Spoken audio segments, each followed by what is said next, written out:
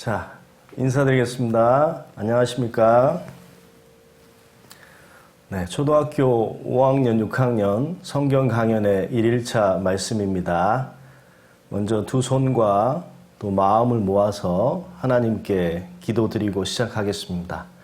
기도드리겠습니다. 우주와 그 가운데 있는 만유를 창조하시고 인간의 역사를 주관해 가시는 아버지 하나님 감사합니다. 이렇게 귀한 초등학교 5학년, 6학년 학생들의 영혼을 한자리에 모아주시고 하나님의 말씀을 배울 수 있는 귀한 기회를 허락하여 주셔서 감사합니다. 이 자리에 하나님께서 함께 해주셔서 비록 온라인으로 말씀을 듣지만 우리 학생들의 마음을 열어주시고 또 말씀에 집중할 수 있는 마음과 자세를 주셔서 하나님의 말씀을 잘 듣고 하나님께서 살아계시는 것을 깨달을 수 있도록 도와주시옵소서. 하나님께서 우주 만물을 창조하신 창조주라는 그 사실에 대해서 오늘 말씀을 통해서 배우고 하나님이 살아계시는 것을 깨달을 수 있도록 도와주시옵소서. 처음부터 끝까지 모든 시종을 온전히 주님께만 의탁드리면서 예수님의 이름으로 기도드렸습니다. 아멘. 네, 먼저 말씀 한 절 함께 읽고 시작하도록 하겠습니다. 요한복음 1장 1절 말씀입니다. 신약 142페이지입니다. 요한복음 1장 1절 말씀입니다. 다 찾으셨으면은 두 번 함께 읽고 시작하도록 하겠습니다. 태초에 말씀이 계시니라. 이 말씀이 하나님과 함께 계셨으니 이 말씀은 곧 하나님이시니라. 태초에 말씀이 계시니라. 이 말씀이 하나님과 함께 계셨으니 이 말씀은 곧 하나님이시니라. 예. 이렇게 그 하나님의 말씀을 배울 수 있다라는 것은 이 하나님의 귀한 은혜입니다. 이 어머니의 강권에 의해서 또 선생님의 강권에 의해서 또 친구의 강권에 의해서 이 자리에 앉아 있는 학생들도 있겠고 또 자발적으로 하나님의 말씀을 배우고 싶어서 앉아 있는 우리 학생들도 있을 것입니다.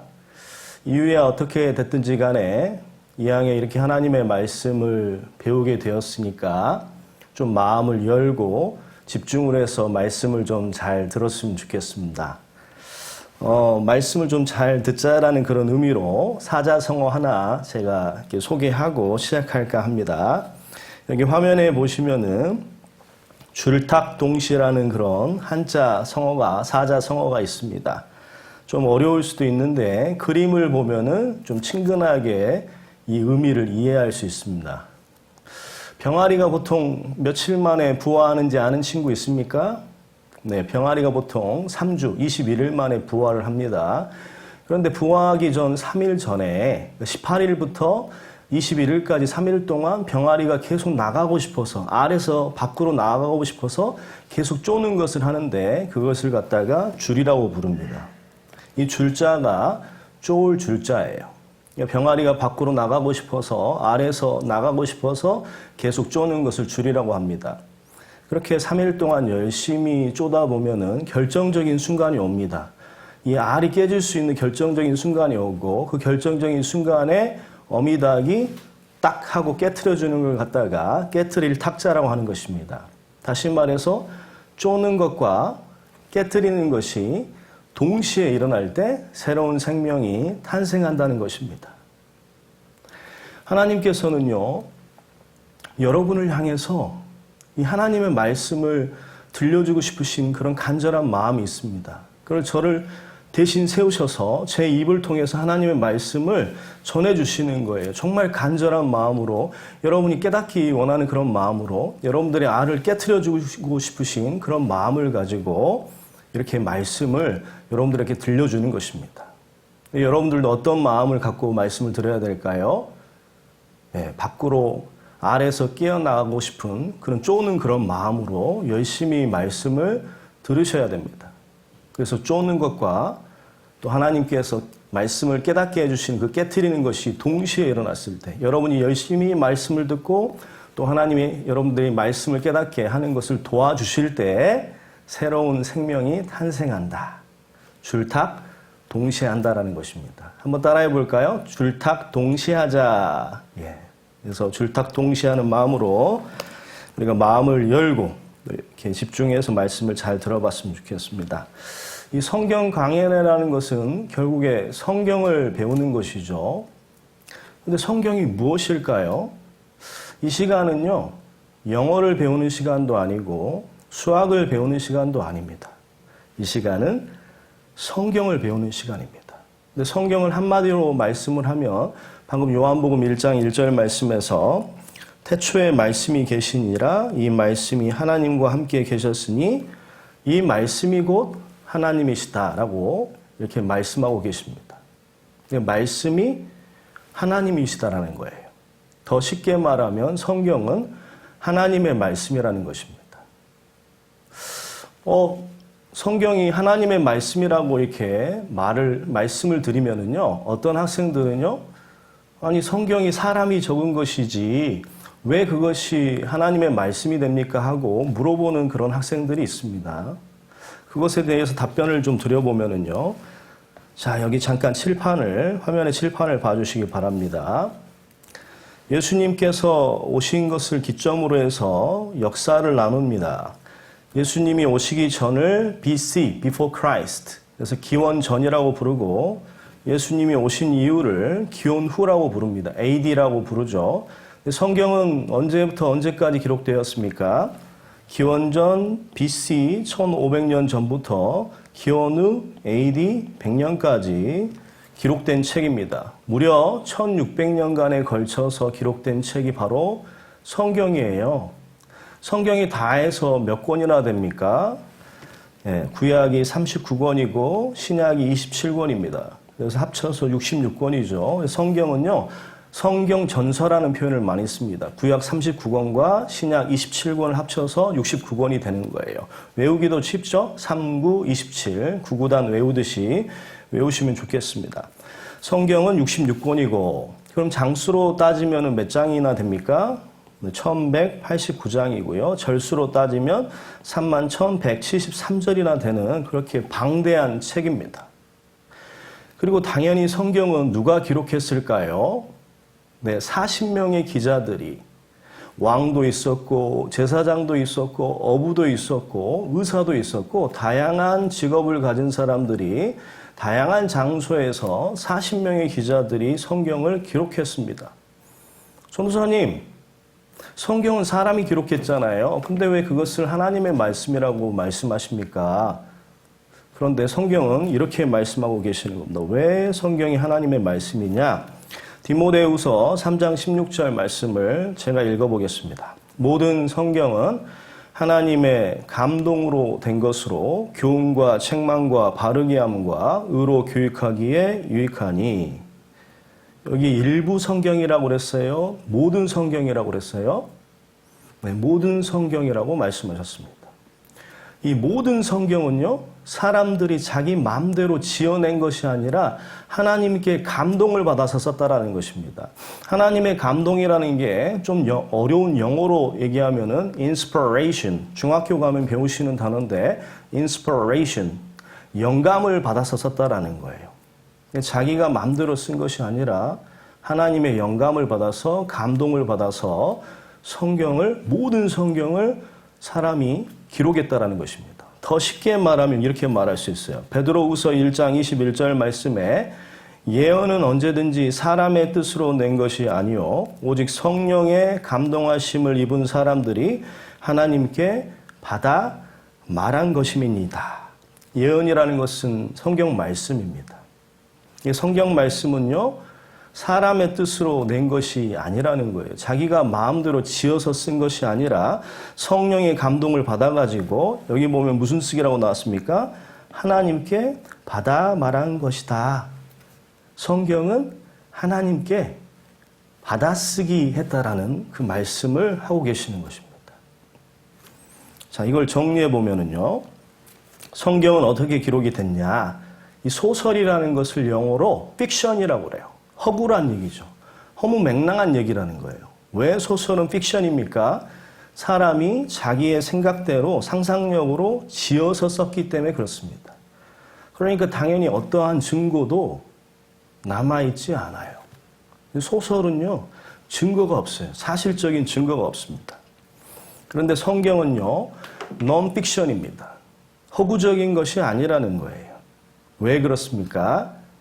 진리만을 말씀하시는, 거짓말을 하지 않으시는 유일하신 참 하나님께서 이 하나님으로부터 받아쓰기 한 거기 때문에 그렇습니다. 그래서 사람이 하나님께 받아쓰기 했기 때문에 하나님은 그런데 진리만 말씀하시기 때문에 당연히 성경은 뭐가 존재하겠습니까? 이 사실인 증거가 존재하는 것입니다.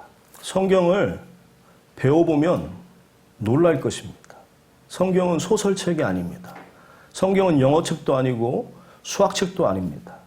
성경은 말 그대로, 문자 그대로 사실입니다. 사실적인 증거들이 넘쳐나는 책입니다. 진리만을 말씀하시는 하나님께 받아쓰기 했기 때문에 성경에는 사실적인 증거가 많습니다.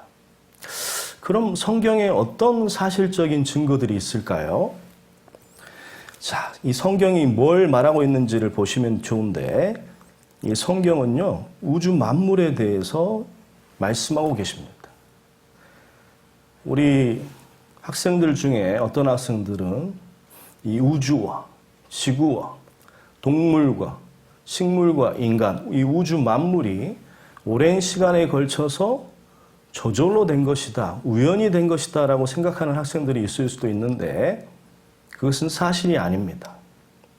이 우주 만물을 자세히 들여다보면요, 이 창조된 그 사실적인 증거들이 많습니다.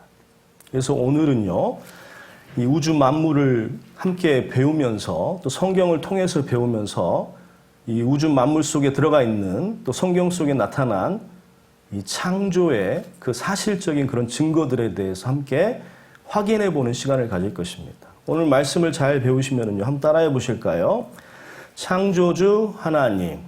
네, 오늘 말씀을 잘 배우시면 이 창조주 하나님에 대해서 여러분들이 확실히 배울 수가 있습니다.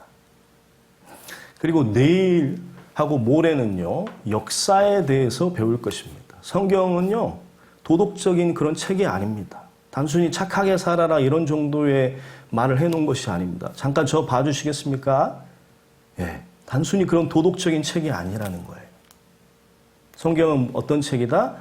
인류의 역사가 또 기록되어 있습니다. 인류의 과거사의 수레바퀴를 하나님이 돌리고 계시고, 현재사의 수레바퀴를 하나님께서 돌리고 계시고, 또 미래사의 수레바퀴도 하나님께서 돌려가고 계시는 것입니다. 세계사의 수레바퀴도 돌리고 계시고, 한 나라의 수레바퀴도 돌리고 계시고, 한 개인의 역사의 수레바퀴도 하나님께서 돌려가시는 것입니다.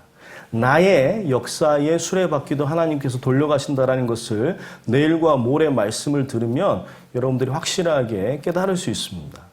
그리고 하나님께서는요, 복과 화를 내리실 수 있는 분이라는 것도 깨달으실 수가 있어요. 그래서 하나님의 말씀에 순종하면 복을 주시고 불순종하면 저주를 주시는 그 역사, 과거의 역사, 현재의 역사, 미래의 역사를 보면서 하나님께서 실제 살아계시고 역사를 이끌어 가신다라는 것을 우리가 둘째 날, 셋째 날 말씀을 통해서 배울 수가 있습니다. 한번 따라해 보시겠습니다. 역사의 주관자. 하나님께서는 역사의 주관자시라는 거예요. 그래서 첫째 날, 둘째 날, 셋째 날 말씀을 잘 들으시면은요, 이 하나님께서 살아계신다라는 것을 알 수 있습니다. 그리고 하나님께서 나의 주인이시라는 것, 나를 창조하신 분이라는 것을 확실히 알 수 있습니다. 그리고 하나님의 도움과 은혜 없이는 우리가 단 하루도 살 수 없다라는 것을 확실하게 깨달으실 수 있을 거예요. 그래서 첫째 날, 둘째 날, 셋째 날 말씀을 잘 들으셔야지 이 하나님을 만날 수 있습니다. 이 말씀이 하나님이시기 때문에 말씀을 잘 들으셔야지 정말 살아계신 하나님을 만날 수 있는 것입니다. 그래서 오늘은 이 창조주 하나님에 대해서 배우도록 하겠습니다. 이 우주 만물 속에 그 창조의 증거가 있는 것이냐. 창세기 1장 1절 말씀은 이 빨간색 부분만 다 같이 함께 읽어보도록 하겠습니다. 태초에 하나님이 천지를 창조하시니라. 성경의 제일 첫 번째 구절인데요. 그 첫 번째 구절에서 뭐라고 말씀하셨습니까? 태초에 하나님이 천지를 창조하셨다고 말씀하고 계십니다. 태초라는 것, 시작이 있다라는 것입니다. 시작이 있으면 역사의 끝도 있습니다. 그리고 하나님이 창조하셨어요. 저절로, 우연히, 오랜 시간에 걸쳐 된 것이 아니라 이 창조주 하나님이 계시다는 것입니다. 무신론이 아니라는 것입니다. 그 다음에 천지라고 그랬는데요. 하늘천 땅지 그런 정도가 아니라 영어 성경에 보시면 the heavens and the earth. 이게 heavens하고 s가 붙어 있어요. 그러니까 우주를 말하는 것입니다. 우주와 지구와 그 속에 있는 모든 것을 우주 만물을 창조하셨다라는 것입니다. 창조하셨다라는 말씀이 가장 중요하죠. 우연히 저절로 된 것이 아니라는 것입니다. 아니 전도사님 그러면 이 우주 만물이 창조됐다고 말씀하시는데 창조의 기준이 무엇입니까? 어떤 상태를 보고 창조라고 말하는 것입니까? 이렇게 질문을 할 수가 있거든요. 창조의 기준입니다. 뭐가 창조의 기준이에요? 자, 왼쪽 그림을 잠깐 보세요. 왼쪽 그림이 누구의 방입니까? 네, 여러분 방이죠. 네. 지저분한 방. 저녁에 내가 너무 어질러 나서 되게 지저분한 내 방이었습니다. 법칙과 질서가 있어요, 없어요? 법칙과 질서가 없었습니다. 그런데 아침에 일어나 보니까 내 방이 오른쪽 그림처럼 깨끗하게 정리정돈이 된 것입니다. 오른쪽 그림을 보시면 뭐가 생긴 겁니까? 법칙과 질서가 생긴 것이죠. 법칙과 질서가 없다가 법칙과 질서가 생겨났습니다. 이게 우연히 된 것입니까? 저절로 된 것입니까? 우연히 된 것도 아니고 저절로 된 것이 아닙니다. 법칙과 질서가 있는 곳에는 법칙과 질서를 부여한 그 존재가 있다라는 것입니다. 우렁각시가 아니고 어머니께서 내 방을 깨끗하게 정리정돈해 놓으신 거예요. 법칙과 질서가 생긴 겁니다. 그래서 우리는 어떻게 확인할 수 있느냐, 창조됐는지 안 됐는지를 확인하려면 법칙과 질서가 있는 곳에는 법칙과 질서를 부여한 그 존재가 있다. 이렇게 생각하시면 되겠습니다. 그러니까 우주 만물 속에 법칙이 있냐, 질서가 있냐, 아니면 그것이 우연히 된 것이냐, 이걸 한번 생각해 보시라는 것입니다. 자, 로마서 1장 20절에 아주 위대한 말씀이 있습니다. 로마서 1장 20절 말씀을 제가 읽어보도록 하겠습니다. 창세로부터 그의 보이지 아니하는 것들 곧 그의 영원하신 능력과 신성이 그 만드신 만물에 분명히 보여 알게 되나니 그러므로 저희가 핑계치 못할지니라. 창세로부터 영어 성경에 보시면 since the creation of the world 이렇게 정확하게 뭐라고 나와 있습니까? creation, 창조라고 나왔습니다. 그러니까 하나님께서 창조하셨다라는 거예요. 그래서 창조하신 곳에는 뭐가 있다? 법칙과 질서가 있다라는 거예요. 그래서 만드신 만물에 분명히 법칙과 질서가 보여 알게 된다라는 것입니다. 눈을 들어서 우주를 보고 자세히 지구를 들여다보고 자세히 동물과 식물을 들여다보면은요, 그 속에 법칙과 질서가 있어요. 왜요? 창조하셨기 때문에. 이 법칙과 질서를 부여할 수 있으려면 그의 영원하신 능력과 신성이라고 그랬죠? 그 애가 무슨 뜻입니까? 하나님의 영원하신 능력과 신성. 신성이란 말이 어려운데 Godhead예요. 하나님의 지혜입니다. 하나님의 머리? 예, 하나님의 지혜란 말이겠죠. 그러니까 우주 만물을 쉽게 말하면 무슨 얘기입니까? 우주 만물을 봐봐라. 법칙과 질서가 있다. 근데 우주 만물의 법칙과 질서를 사람이 부여할 수 있어요? 없어요? 없다. 그럼 그 법칙과 질서를 부여하신 분이 누구냐? 바로 하나님이시다. 그 하나님의 놀라운 지혜와 하나님의 그 놀라운 능력을 통해서 법칙과 질서를 부여하셨고 그것을 우리가 눈을 통해서 확인할 수 있다. 지금 이렇게 말씀하시는 것입니다. 자, 조금 편안하게 좀 더 쉽게 예를 들어가면서 이 얘기를 해보겠습니다. 인공눈 있죠? 지금 이 사진이요, 인공눈의 현미경 사진입니다. 눈이 없는 나라에서 또 눈이 내리지 않는 계절에 스키를 탈 수 있게 해준다라는 거. 인공눈이 그렇게 해주는 거잖아요. 그럼 인공눈도 대단한 거죠. 눈도 없고 눈이 내리지도 않는 그런 계절에 스키를 탈 수 있게 해주니까 이 인공눈을 만든 인간도 뭐 대단한 것입니다. 그런데 이 인공눈의 현미경 사진을 한번 봐보세요. 이 현미경 사진이 아름답습니까? 좀 보기 추합니까? 좀 보기 추하죠. 그럼 이번에는요, 하나님께서 창조하신 자연스러운 내리는 눈의 현미경 사진을 한번 봐보세요. 야, 무질서합니까? 질서가 있습니까? 질서가 있습니다. 추합니까? 아름답습니까? 네, 너무나 아름답습니다. 잠깐 감상해 보실까요? 여기 보세요. 이 현미경, 이 내리는 눈의 현미경 사진입니다. 모든 눈송이들이 다 법칙과 질서가 있어요. 너무나 아름답습니다. 이걸 보고 저절로 됐다라고 말하는 것은 내 어질러진 방이 갑자기 정돈이 됐는데 그것이 저절로 됐다라고 말하는 것보다 더 심한 거짓말이 되는 것입니다. 이렇게 법칙과 질서가 있고 아름다움이 존재하는 것은 이것을 만드신, 창조하신 분이 계시다는 겁니다. 네. 이런 아름답고 정교한 법칙과 질서가 있는데 이것은 저절로 됐다고 말할 수가 없다라는 것입니다. 내리는 눈은요, 하나님께서 창조하신 것입니다. 이걸 좀 더 비교해 보면은요, 이렇게 이해해 보시면 좋습니다. 자, 맨 왼쪽은요, 아예 눈이 없어요. 이거는 무의 상태입니다. 아무것도 없는 상태죠. 그런데 사람들이 나름대로 열심히 노력해가지고 인공눈을 만들어냈습니다. 근데 인공눈은요, 법칙과 질서가 있긴 있지만은요, 약간 한계적이에요. 한계적이라는 게 무슨 말이냐? 약간 어설프다는 거예요. 완벽하지 않다라는 것입니다. 사람이 만든 건 나름의 법칙과 질서가 있어요. 나름대로 대단해 보입니다. 그런데 한계적이에요.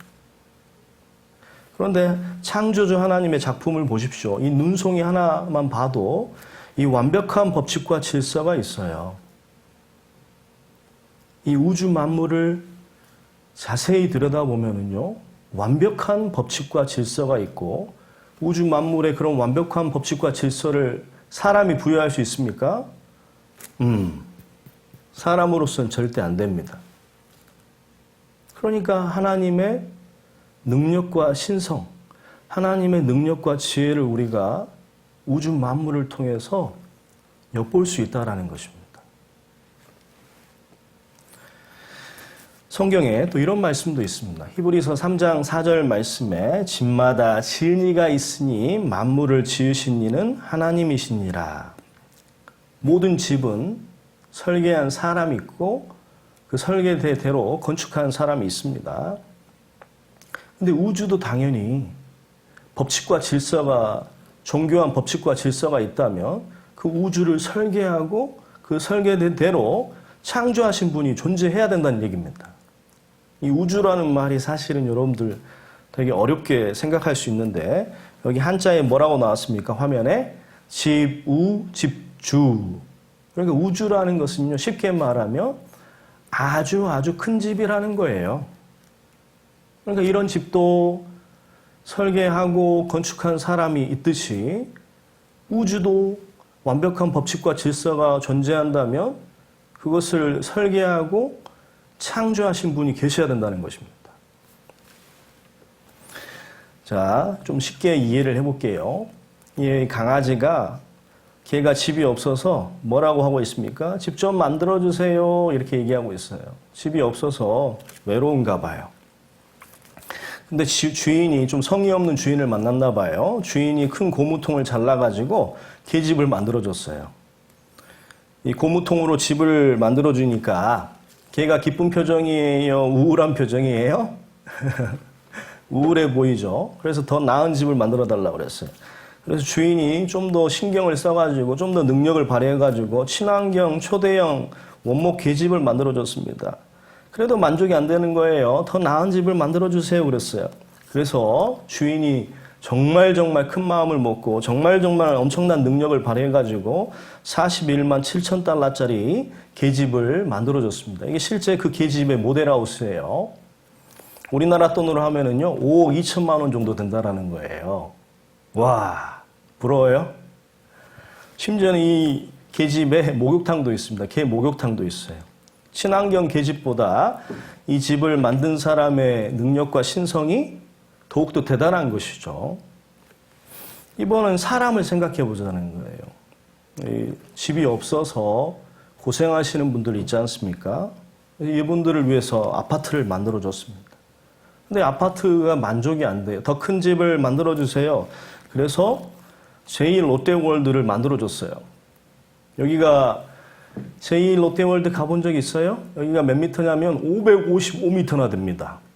근데 이거 꼭 하나 좀 기억해 놓으시면 좋겠는데 보통 30층 이상의 건물을 짓기 위해서는요 5,000가지 이상의 조건을 만족시키면서 설계를 해야 됩니다. 뭐 채광, 햇빛이 들어오는 거라든지 또 환기되는 거 있죠. 공기가 순환할 수 있게 돼야 되고 물도 공급이 돼야 되고 계단도 있어야 되고 또 30층까지 왔다 갔다 할 수 없으니까 엘리베이터도 있어야 되겠죠. 그래서 30층 이상의 건물을 정상적으로 잘 쓸 수 있게 지으려면은요 몇천 가지 이상의 조건이 필요하다.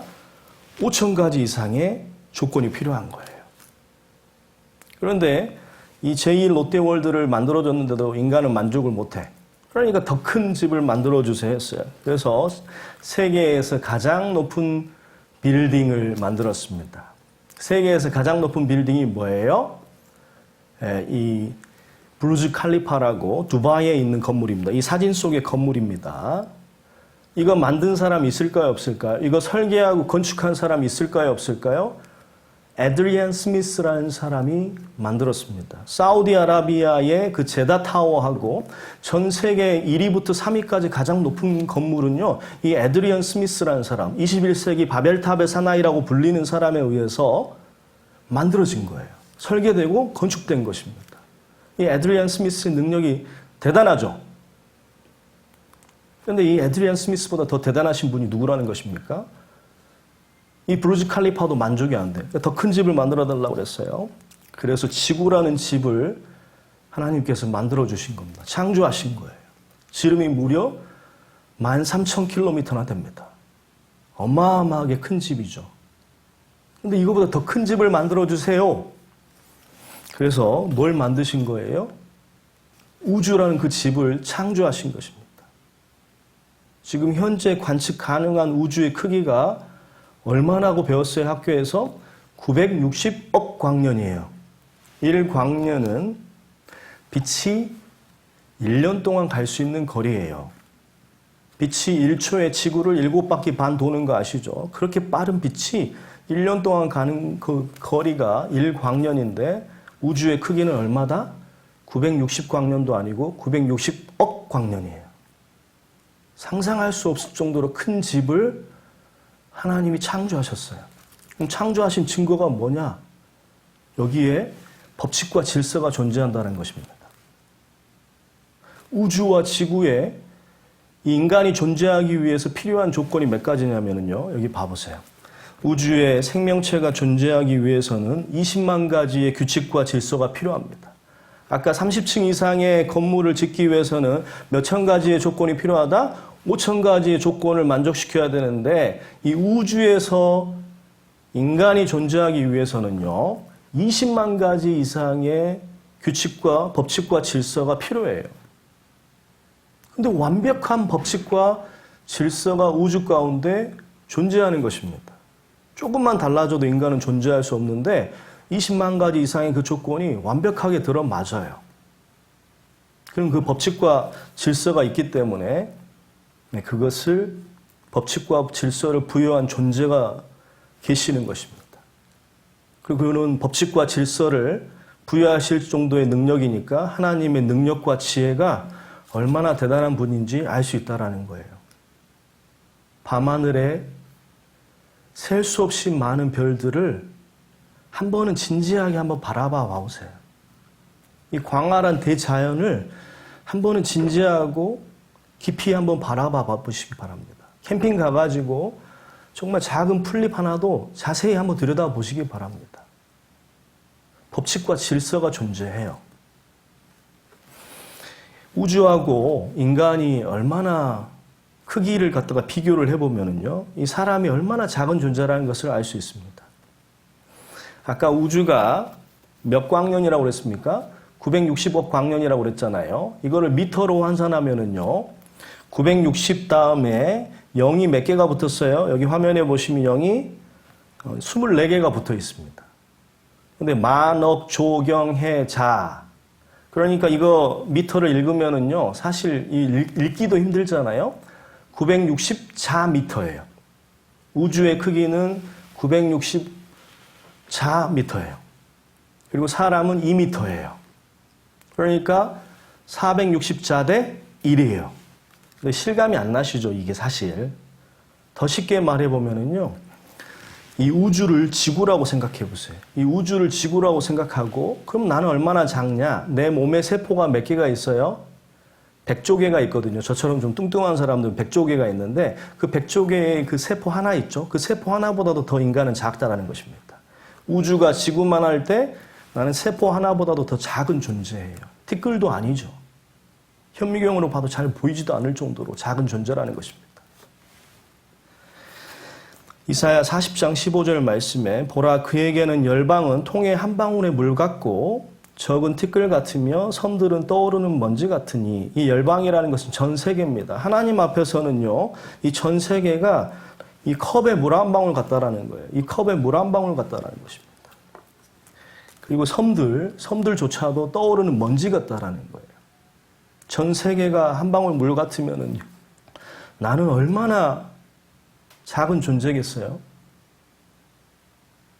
이 우주 만물에 대해서 자세히 들여다보지도 않고 하나님 없어 이렇게 말하는 것이 얼마나 어리석은 생각인지 한번은 생각해 보시기 바랍니다. 이 광활한 우주, 960억 광년이나 되는 그런 우주를 창조하신 분이에요. 법칙과 질서를 20만 가지나 부여하신 능력과 지혜가 있으신 분입니다. 얼마나 크신 분이겠어요? 그분 앞에 나는 정말 작은 존재입니다. 우리가 어떤 마음으로 말씀을 드려야 됩니까? 에레미야 13장 15절 말씀은 멀리 떨어져 계시지만 우리가 함께 크게 한번 읽어보도록 하겠습니다. 너희는 들을지어다. 귀를 기울일지어다. 교만하지 말지어다. 여호와께서 이같이 말씀하시니라. 우리가 다른 친구들 앞에서는요, 좀 장난치고 교만하고 장난스럽게 할 수 있습니다. 그런데 하나님의 이 말씀 들을 때만큼은요, 겸손하셔야 돼요. 창조주 하나님 앞에서 말씀을 듣는 거기 때문에 귀를 기울이고 마음을 열고 들으셔야 됩니다. 절대 교만한 마음을 품지 않고 겸손한 마음을 품고 이 우주의 법칙들을 계속해서 살펴봤으면 좋겠습니다. 성경 속의 우주 창조의 그 증거들을 좀 구체적으로 배워보겠습니다. 욥기 38장 4절 5절 말씀. 내가 땅의 기초를 놓을 때에 내가 어디 있었느냐? 내가 깨달아 알았거든 말할지니라. 누가 그 도량을 정하였는지, 누가 그 준승을 그 위에 띄었었는지 내가 아느냐. 일단 욥기는요, 지금부터 3,500년 전의 성경이에요. 욥기서가 지금부터 몇 년 전의 성경이라고요? 3,500년 전의 성경인데 그 성경을 자세히 들여다보면은요, 현대 과학에 관련된 그런 내용이 너무나 많습니다. 일종의 과학책 같은 그런 느낌이 들 때가 있어요. 그런데 하나님께서 땅의 기초를 놓으셨다라고 말씀하셨죠. 여기서 땅은요, 영어 성경에 보면 욥기서에 나와 있는 땅은 다 the earth. 유일무이한 대상에 너를 붙이는 거 아시죠? 지구를 말하는 거예요. 그러니까 내가 지구를 창조할 때 네가 그 옆에서 지켜봤었느냐라는 얘기입니다. 하나님이 지구를 창조하실 때 뭘 정하셨다고 나왔습니까? 도량을 정하시고 준승을 띄웠는데 네가 그것을 알고 있느냐라고 반문하시는 거예요. 이 도량이란 말이 어렵죠. 도량이란 말이 영어 성경에 보면 measurements, 측정값들이라는 뜻입니다. 크기, 부피, 높이, 면적, 속도, 길이 뭐 이런 것 다 포함해서 여러 가지 물리상수라고 생각하시면 돼요. 여러 가지 측정값들을 쉽게 말하면 법칙과 질서를 하나님께서 정해놓으셨다라는 거예요. 그리고 준승이라는 것은 행성과 행성 사이의 거리를 말하는 것입니다. 이 모든 것을 하나님께서 설계하시고 세팅하시고 그대로 창조하셨는데 네가 그거 알고 있느냐라고 지금 반문하는 것입니다. 욥한테. 이 우주는, 지구는 하나님이 창조하셨다는 말씀입니다. 그럼 증거가 있느냐? 이사야 40장 22절, 이사야서는 지금부터 2700년 전에, BC 700년 전의 성경이니까 지금부터 2700년 전의 성경입니다. 그는 땅 위 궁창에 앉으시나니 하나님께서 땅 위에 궁창에 앉으셨다라는 것입니다. 그런데 땅 위라고 했는데 이 땅이라는 게 아까 영어 성경에는 뭐라고 정확하게 나와 있다? The earth, 지구를 말하는 거예요. 근데 이거 영어 성경에 보시면 이렇게 나왔어요. The circle of the earth.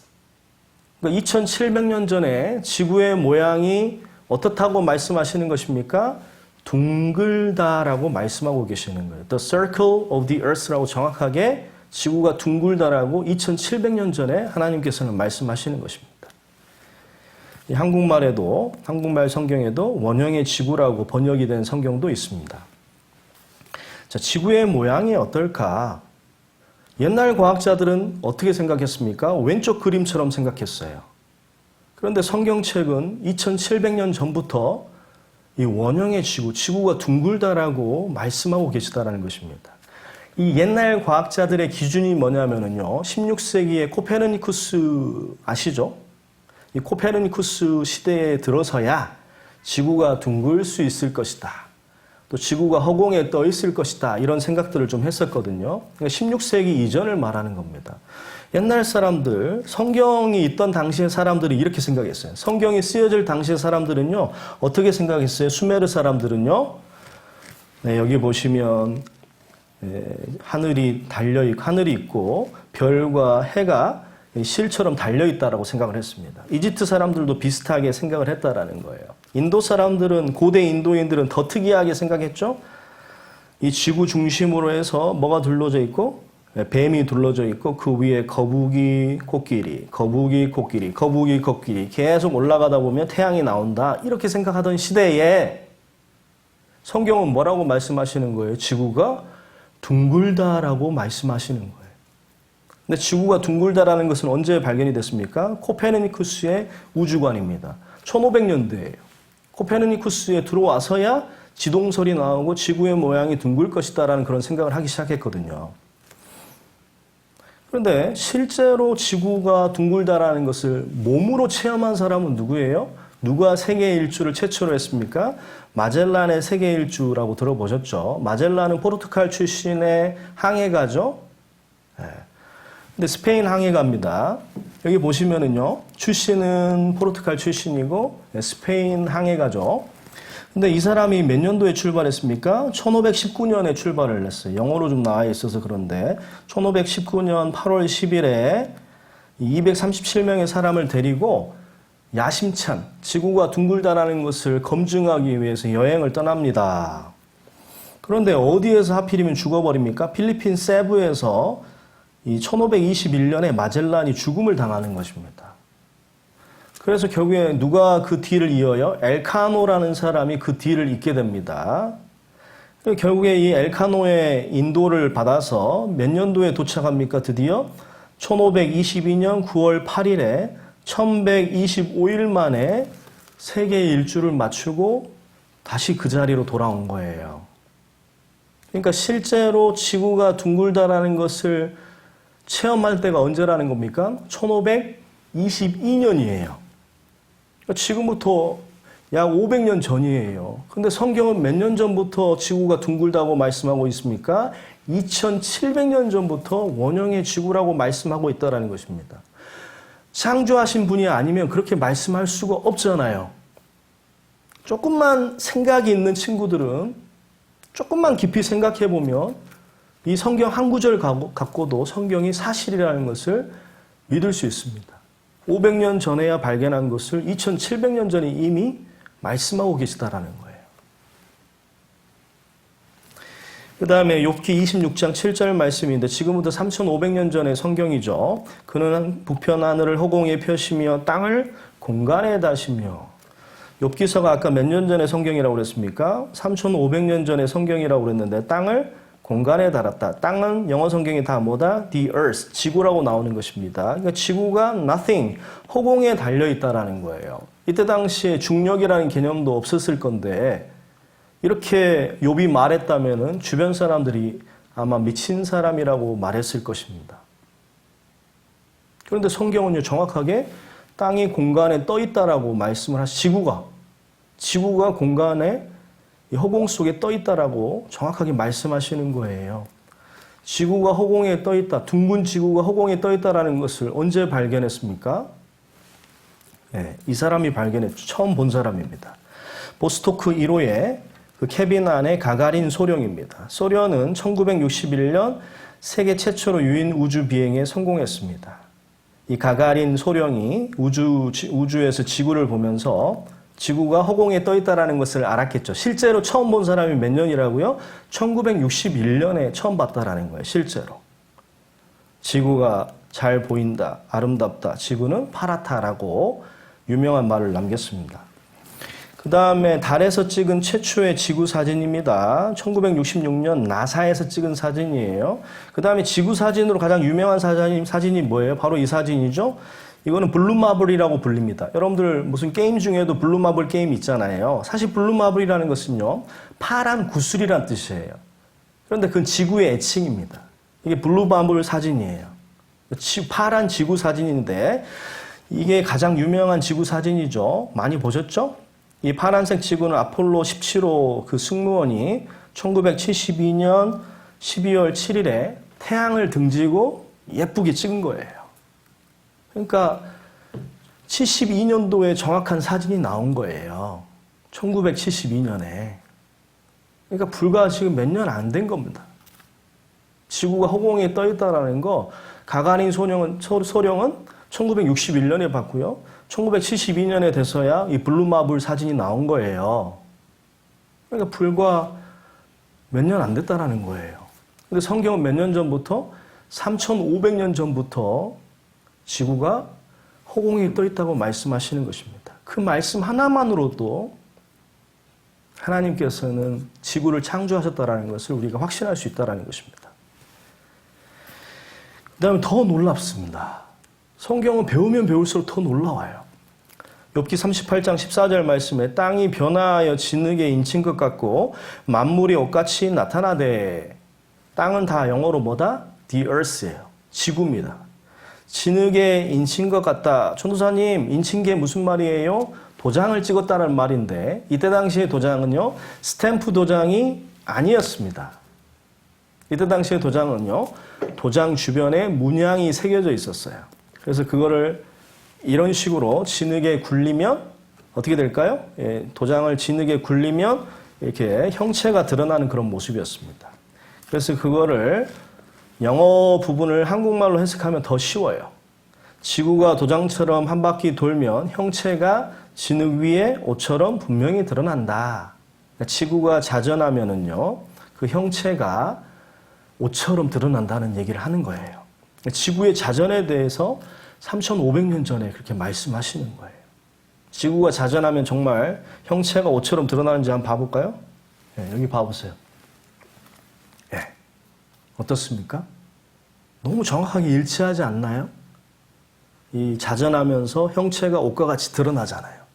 이걸 3,500년 전에 말씀하셨다라는 거예요. 어떻게 이렇게 지구의 자전을 말씀할 수 있을까요? 만드신 분이, 창조하신 분이 아니면 이렇게 말씀하실 수 없습니다.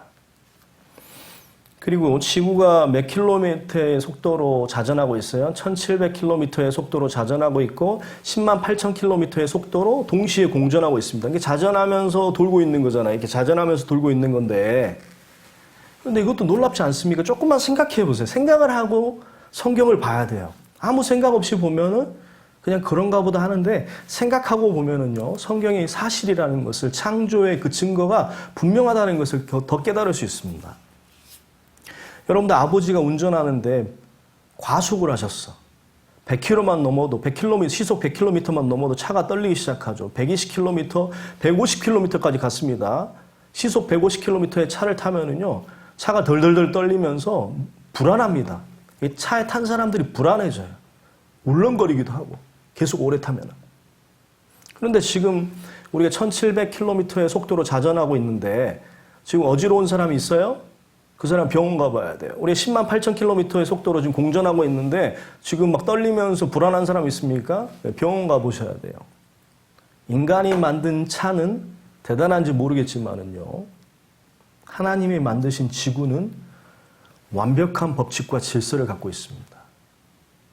지구의 그 자전을 3,500년 전에 하나님께서 말씀하신 것입니다. 그 다음에 저 개인적으로 이 성경이 사실이라고 깨달은 말씀입니다. 제가 여기서 두 손 두 발 다 들었어요. 그러니까 심지어는 뭐의 공정까지 얘기하시냐면 지구의 자전만 얘기하시는 게 아니라 태양의 공전 궤도에 대해서도 말씀하고 계시는 것입니다. 에이, 그런 말이 있어요? 여기 보세요. 시편 19편 5절에서 6절 말씀인데, 시편은 지금부터 3000년 전의 성경입니다. 대략. 해는 그 방에서 나오는 신랑과 같고 그 길을 달리기를 기뻐하는 장사 같아서 하늘 이 끝에서 나와서 하늘 저 끝까지 운행하며 그 온기에서 피하여 숨은 자 없도다. 여기 보시면 해는 그 방에서 나오는 신랑과 같고 그 길을 달려간다 그랬죠? 그러니까 해도 공전한다라는 것입니다. 해도 달리는 길이 있다라는 거예요. 여기 달리는 길이라는 표현이 있죠? circuit이라고, race라고. 근데 그걸 갖다가 운행이라는 표현을 썼는데 더 정확한 표현을 썼습니다. 이 circuit이라는 게 한국말로 무슨 뜻이에요? 궤도라는 것입니다.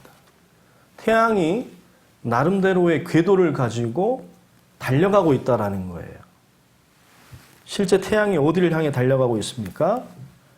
네, 헤라큘레스 자리를 향해서 달아가요. 헤르큘레스 자리죠. 이게 헤라큘레스입니다. 헤라큘레스 자리를 향해서 달려가고 있어요. 시속 72,000km의 속도로. 근데 아까 태양이 달리는 뭐가 있다? 서킷이 있다. 길이 있다라는, 궤도가 있다라는 거예요. 근데 제가 여기서 놀랐는데 이 태양이 달려가는 궤도의 모양이 뭘 닮아 있습니까? 네, 피보나치 수열을 따르고 있는 거예요.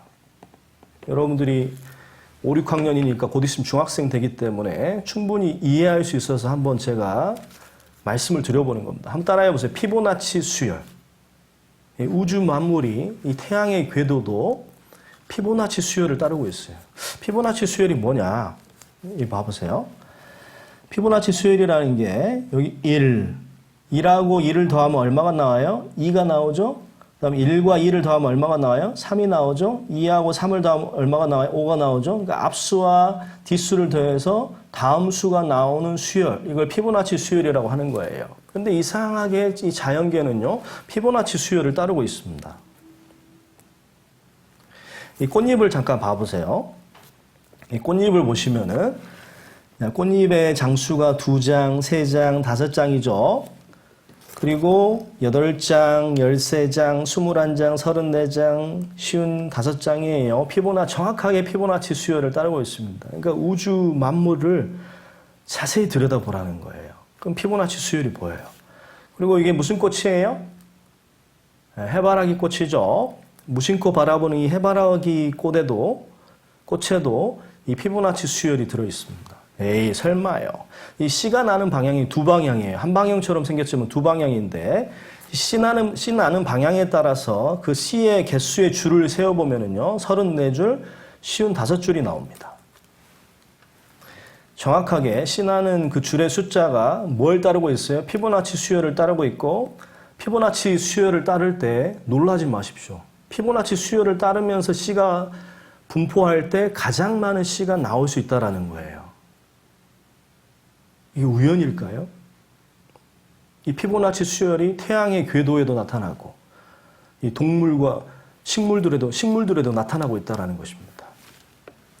자, 더 놀라운 게 있습니다. 이 피보나치 수열을 갖다가 면적의 비율로 갖고 가는 거예요. 이 직사각형의 면적, 여기 사각형의 면적, 사각형의 면적을 피보나치 수열로 갖고 가면은요. 그리고 대각선을 연결해요. 대각선을 연결해 보면은 뭐가 나오는 거예요? 그러니까 피보나치 수열을 면적의 비율로 갖고 가가지고 대각선을 그어보면은 쉽게 말하면 따라해 보세요. 회오리 모양이 나와요. 그러니까 쉽게 말하면 피보나치 수열은 무슨 모양을 만들어낸다? 회오리 모양을 만들어낸다라는 뜻이에요. 그걸 영어로 뭐라 그래요?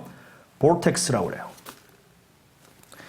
또 하나의 단어를 알려드리면 rotation이라는 단어가 있는데 이건 회전이에요. 회전. rotation이라는 건 뭐냐면 이렇게 중심이 있으면 회전하고 이렇게 회전하는 거. 단순하게 회전하는 걸 rotation이라고 불러요. 그런데 이 우주 만물은 뭘 따르고 있다고요? 회오리 모양을 따르고 있어요. 피보나치의 모양을 따르고 있어요. 영어로 뭐라 그런다? vortex라는 거예요. 단순히 로테이션의 모양이 아니라 우주 만물은 무슨 모양을 따르고 있다? vortex 모양을 따르고 있다. 근데 이런 회오리 모양이 어디에도 나타나요? 우주 만물에 다 나타나는 거예요. 우주 만물의 근본 원리가 되는 거예요. 염소에도 나타나고 염소 뿔에도 태양, 이게 뭡니까? 태양이 아니라 태풍이죠? 네, 태풍의 눈에도 나타나고 있고 그 다음에 어디에도 나타나고 있고 제가 이 얘기하려고 여기까지 온 거예요. 태양의 궤도에도 나타나고 있다는 거예요. 아까 시편 말씀에 태양이 궤도를 따라서 지금 공전하고 있다고 그랬잖아요. 달려가고 있다고 그랬지 않습니까? 근데 그 태양의 궤도의 모양이 회오리 모양이라는 거예요. 피보나치의 수열을 따르고 있다는 거예요. 그것이 우주 만물의 원리가 돼서 나타나고 있다는 것입니다. 자, 한번 영상 한번 봐보세요.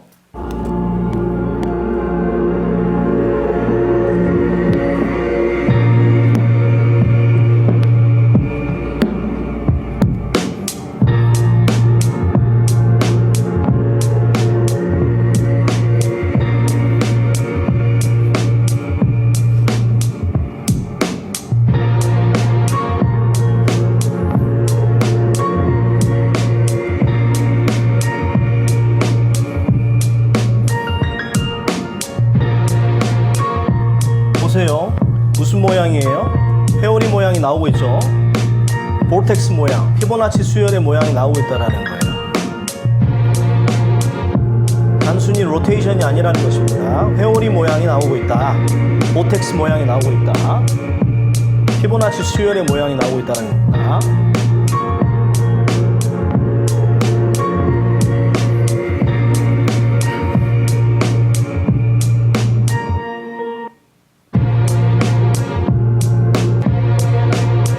방금 can you say vortex 그랬죠? vortex라고 말할 수 있습니까? 예, sure we can. 그렇게 말할 수 있죠. vortex라고. 왜 이게 중요합니까? 우주 만물 속에 이 vortex 모양, 회오리 모양이 다 드러난다는 것입니다. 선인장에도 드러나고 고사리에도 드러나고 vortex라는 거예요. 회오리. 꽃에도 드러나고 심지어는 우주의 모양 속에도 드러나고 심지어는 DNA 속에도 드러나고 암모나이트 화석에도 드러나고 물 소용돌이에도 드러나고 있습니다. 그러니까 태양 그 궤도의 모양이 태양이 달리는 그 궤도의 모양이 vortex 모양인데 그것이 우주 만물 속에 다 드러나고 있다. 성경은 명백한 사실이고 한 분이 창조하셨기 때문에 한 분이 법칙과 질서를 가지고 창조하셨기 때문에 이런 공통된 법칙과 질서가 보이는 것입니다. 네, 첫 번째 시간 배워보니까요. 한번 따라해 보세요. 우주와 지구를 하나님께서 창조하셨다. 네, 우주와 지구를 하나님께서 창조하신 그 사실에 대해서 우리가 배워봤습니다. 이 두 번째 시간은 잠깐 쉬었다가 두 번째 시간에 계속 또 이어서 배우겠습니다. 잠깐 쉬겠습니다. 예, 잘 쉬셨어요? 네, 쉬는 시간이 빨리 가죠? 예, 또 이어서 함께 두 번째 시간 배우도록 하겠습니다. 두 번째 시간에는 하나님께서 아까 우주하고 지구를 창조하신 그 사실을 우리가 말씀을 통해서 또 사실적인 증거를 통해서 우리가 확인해 봤습니다. 이번에는 그 하나님께서 동물과 식물과 인간을 각기 종류대로 창조하셨다는 그 사실을 사실적인 증거를 통해서 확인해 보도록 하겠습니다. 창세기 1장 11절 12절 여기 화면에 보시면은요. 하나님이 가라사대 땅은 풀과 씨 맺는 채소와 각기 종류대로 씨 가진 열매 맺는 과목을 내라 하심에 그대로 되어 땅이 풀과 각기 종류대로 씨 맺는 채소와 각기 종류대로 씨 가진 열매 맺는 나무를 내니 하나님의 보시기에 좋았더라. 각기 종류대로 식물을 창조하셨다는 말씀입니다. 창세기 1장 21절에 하나님이 큰 물고기와 물에서 번성하여 움직이는 그 모든 생물을 그 종류대로 날개 있는 모든 새를 그 종류대로 창조하시니 하나님의 보시기에 좋았더라. 각기 종류대로 바다의 물고기와 공중의 새를 창조하셨다라는 말씀입니다.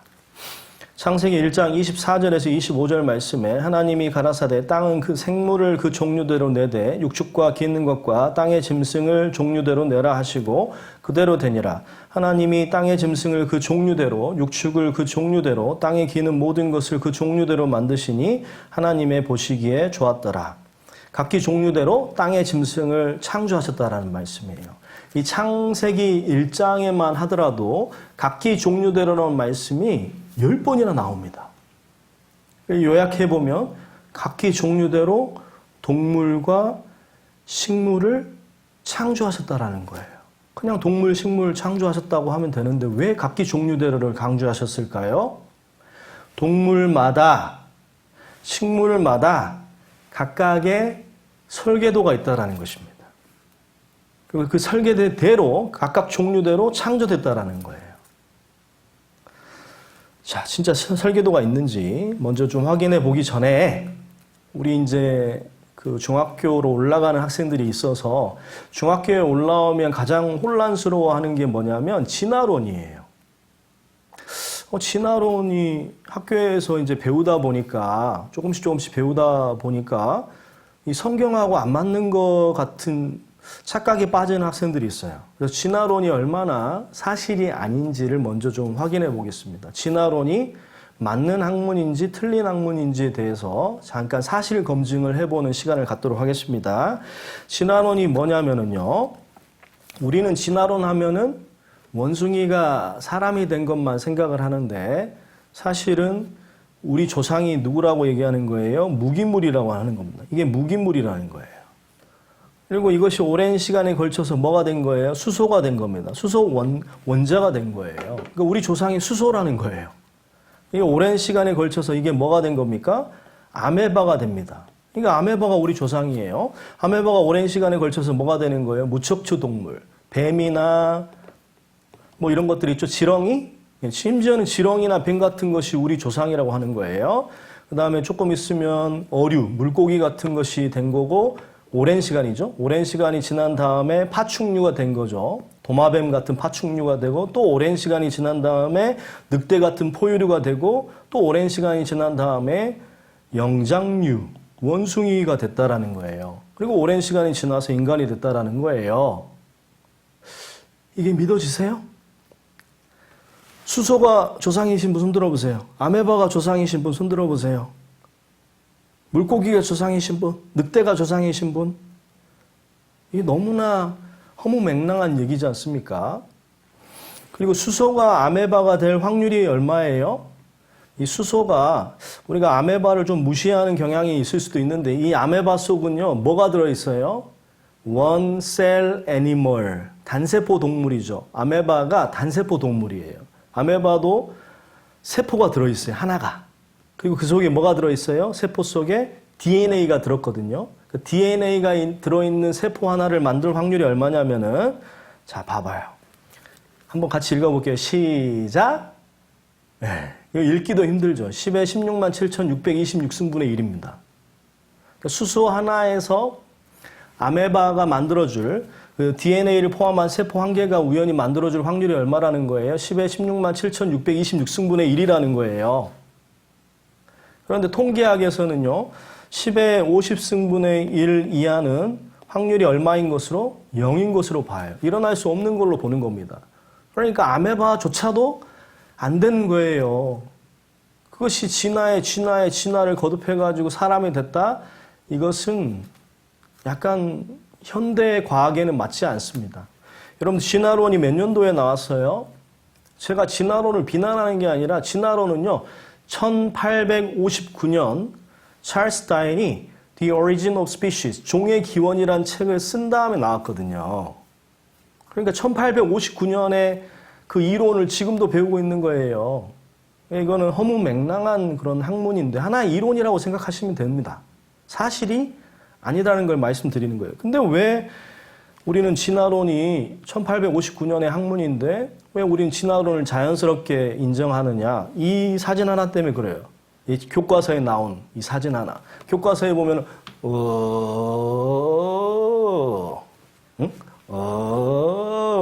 이 사진 하나 때문에 진화론이 책에 나왔으니까 사실이겠지 하고 넘어가 버리는 것이죠. 1859년에 그 이론을. 그런데 여기 잠깐 보시면은요, 인류 기원의 문제에 가장 중요한 것은 중관화석이에요. 근데 이 진화의 정도를 뭘로 따졌냐면은요, 진화의 정도를 얼굴 경사도를 가지고 따졌어요. 뭘 가지고 따졌다고요? 얼굴 경사도를 가지고 진화가 덜 됐는지 많이 됐는지를 따졌다는 거예요. 이게 무슨 말이냐? 자, 여러분들 오스트랄로피테쿠스 들어봤죠? 오스트랄로피테쿠스는 진화가 완전 덜 된 거잖아요. 진화가 덜 될수록 이 경사도가 낮아요, 이렇게. 그리고 현생 인류에 가까울수록 진화가 많이 될수록 얼굴의 경사도가 뭐에 가깝고 수직에 가깝고 이렇게 따졌다라는 거예요. 너무나 터무니없죠. 진화의 정도를 뭘로 따졌다? 얼굴의 경사도 하나 가지고 따졌다는 거예요. 이렇게 했으면은 억울한 사람들이 생기죠. 어떤 사람들입니까? 지금 사는 우리 시대의 사람인데 얼굴의 경사도가 이런 사람들이 있어요. 이런 사람들은요, 진화가 덜 됐습니까? 옆에 있는 친구들 막 쳐다보면서 야, 너 진화가 덜 됐네 하고 막 놀리면 돼요, 안 돼요? 이건 말이 안 되는 얘기잖아요. 그러니까 얼굴의 경사도를 보고 진화의 정도를 따지는 것은 좀 합리적이지 않다. 1859년의 학문이다. 그리고 오스트랄로피테쿠스하고 네안데르탈인 크로마뇽이 많이 들어봤죠? 오스트랄로라는 게 무슨 말이냐면 남쪽이란 말이에요. 피테쿠스는 원숭이란 말이거든요. 그러니까 남쪽의 원숭이란 말이에요. 얘는 원숭이에요. 해부학자 닥터 주커만이 20년 동안 오스트랄로피테쿠스를 연구했는데 얘는 어금니뼈만 조금 갈렸거든요. 어금니뼈 하나가 약간 갈린 걸 가지고 이게 중간화석이라고 막 주장을 했는데 얘는 그냥 원숭이에 지나지 않는다. It's just a monkey 라고 얘기했어요. 오스트랄로피테쿠스는 남쪽 원숭이에요.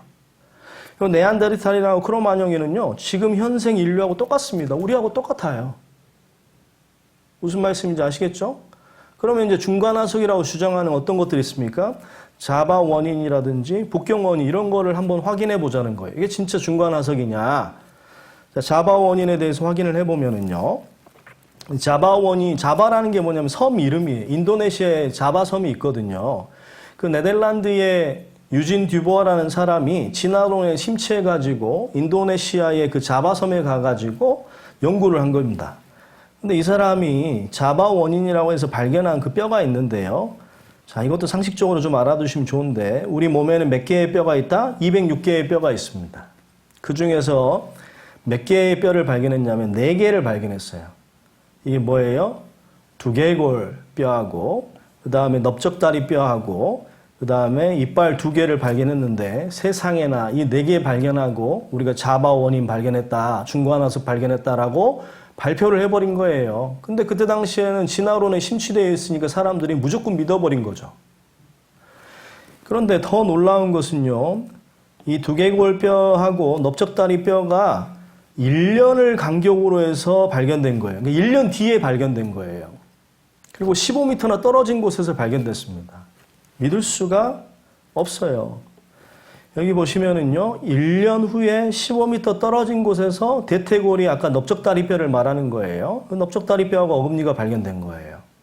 같은 장소도 아니고 같은 시간도 아니었습니다. 그리고 더 놀라운 것은요, 두개골은 뭐하고 똑같아요? 그냥 긴팔 원숭이하고 똑같은 것이었습니다. 그리고 더 중요한 건 뭡니까? 자바섬에서 지금도 뭐가 발견되고 있어요? 많은 현대인의 유골들이 발견되고 있어요. 우리하고 똑같은 사람의 유골들이 지금도 발견되고 있거든요. 그럼 누구의 말을 믿어야 되겠습니까? 유진 듀보아의 말은 합리적이지 않습니다. 허점투성이라는 거예요. 그리고 북경 원인은요, 1940년대 전쟁 중에 모두 분실돼가지고 증거가 하나도 안 남아있어요. 그러니까 북경 원인은 아예 생각할 가치가 없다라는 것입니다. 제대로 된 중간 화석이 있어요, 없어요? 제대로 된 중간 화석은 없습니다. 그리고요, 이제 너나 나나 할 것 없이 1859년에 진화론이 발표되니까 미국에서도 막 영국에서도 자기들도 뭔가 연구를 했다라는 걸 보여줘야 되잖아요. 그래서 중간화석 찾기에 열풍이 돼가지고 미국에서도 중간화석이 발견됐다라고 막 난리가 났었습니다. 신문에 뭐 대서특필하고 그랬었거든요. 그런데 너무나 놀랍게 미국에서 발견된 네브라스카에는요, 뭐였대요? 멸종된 돼지 이빨이었어요. 멧돼지 이빨을 가지고 사람과 원숭이의 중간화석이라고 발표한 거예요. 터무니가 없었습니다. 그리고 필트다운인이라고 했는데요. 영국에서도 필트다운인 발견했다고, 중간화석 발견했다고 되게 대서특필했던 적이 있거든요. 그 영상을 잠깐 보시기 바랍니다. 필트다운인 종명은 이오안트로푸스 도소니. 이오라는 것은 여명이란 뜻입니다. 그리고 안트로푸스는 인류란 뜻이에요. 그래서 이오안트로푸스는 인류의 여명, 도소니는 더슨이라는 사람이 발견을 했어요. 굉장히 이런 사람 많지 않은데 화석을 발견해서 자기 이름을 넣어서 그 화석에 종명 짓는 경우는 많지는 않습니다. 근데 그 사람이 어떻게 됐어요. 그래서 도손이라고 이름을 지었습니다. 1912년에 유럽의 영국에서 발견이 되었습니다. 그래서 한동안 이것이 인류 최초의 조상이라고 가정을 했죠. 보시면 이 머리도 크고 뭔가 좀 사람같이 생겼잖아요. 네. 우리가 생각하고 있는 사람의 모습인 거죠. 그런데 이 필트다운인은 1953년도에 사기극으로 판정이 났습니다. 사기예요, 사기. 있는 머리뼈와 가짜예요. 턱뼈와 이빨을 같이 만들어서 누군가 땅에다 묻은 다음에 발견이 된 거예요. 사기극인지 어떻게 발견해냈는지 말씀드릴게요. 불소 아시죠? 불소. 아, 이빨 그 불소. 네네네. 그 불소가 몸에 쌓여요, 평생. 그리고 죽으면 더 이상 쌓이지 않겠죠. 그래서 그걸 가지고 연대 측정도 합니다. 근데 필트다운인을 봤더니 머리뼈에 함유된 불소의 양과 턱뼈에 함유된 불소의 양이 다른 거예요. 그래서 이거는 같은 개체가 아니구나. 예. 쉽게 말하면 머리뼈는 사람뼈고 턱뼈는 원숭이뼈 이걸 붙여가지고 땅에 묻어놨다가 이거 중간화석이다라고 거짓말을 한 것입니다. 진화론은요, 이게 가장 문제인데 진화론의 가장 큰 문제점이 뭐냐면 여기 화면에 보시면 진화의 연속적인 중간 단계 화석의 증거가 있습니까? 없습니까? 없어요. 쉽게 말하면 중간 단계 화석, 중간 단계의 모습을 갖고 있는 그 화석이 존재하지 않습니다. 이건 명백한 사실이에요. 진화론은요, 1859년에 그냥 잠깐 있다가 나온 그런 학문에 지나지 않는다는 거. 하나의 theory, 이론에 지나지 않는다는 거예요. 그것이 사실은 아니라는 것입니다. 더 분명하게 좀 말씀을 드려보면요. 이거 한 장만 더 읽어보겠는데, 영어로 제가 일부러 갖고 왔어요. 이게 그 원서에 보면 나오는데, 찰스 다인이 실제로 종의 기원이라는 책을 323페이지에 있는 내용을 발췌했습니다. 여러분들 제가 해석해 드릴 테니까 걱정하지 마시고요. Intermediate links, geology assuredly does not reveal any searchy, finely graduated organic chain. 이게 나왔는데 이게 무슨 말이에요? Geology, intermediate links라는 것은 중간 화석입니다. 중간 화석이 존재할까요? 지질학은 아주 정교하게 단계적인 유기적인 연세를 보여주지 못합니다. 확실하게 보여주지 못하고 있다. 이게 무슨 말이냐? 쉽게 말하면 중간화석에 지질학적인 증거가 있다 없다? 지질학적인 증거가 전혀 없다라는 거예요. 여기 any라고 그랬거든요. any 보이세요? 전혀 not any는 뭐예요? 전혀 없다라는 거예요. 그러니까 중관화석이 존재한다라는 지질학적인 증거는 전혀 없다라는 것을 제가 일부러 직접 보여드리는 것입니다. 이걸 누가 스스로가 인정하고 있는 거예요? 찰스 다윈 스스로가 인정하고 있어요. 그러니까 진화론은 우리가 하나의 1859년 아주 오래된 하나의 이론에 지나지 않는다라는 것을 좀 생각하셨으면 좋겠습니다. 그럼 이렇게 말하면은요. 그러면 동물과 식물과 인간이 창조되었다는 증거가 있냐? 그럼 진짜 아까 각기 종류대로 창조됐다고 하는데 그럼 각기 종류대로의 설계도가 있느냐? 이런 질문을 할 수 있겠죠. 근데 설계도가 있습니다. 너무나 놀랍게. 여기 보세요. 종이약을 한 마리 만들려고 해도요, 뭐가 필요해요? 그 순서도, 설계도가 필요하잖아요. 설계대로 접으면은 이 종이약이 나오는 것처럼요. 인간도, 동물도, 식물도 설계도가 있을까요? 네, 설계도가 있습니다. 저 잠깐 봐보세요. 네. 좀 잘 들어봐봐요. 인간과 동물과 식물은요, 무엇으로 구성이 되어 있어요? 세포로 구성이 되어 있습니다. 이 세포에서 가장 중요한 부분을 핵이라고 불러요. 이 핵 속에 염색체가 들었고 그 염색체 속에 DNA가 들었고요. DNA 속에 유전자 설계 지도가 들었습니다. 실제 들었어요. 그 유전자 설계 지도의 이름을 갖다가 뭐라고 불러요? 자, 여기 보세요. 뭐라고 나왔습니까?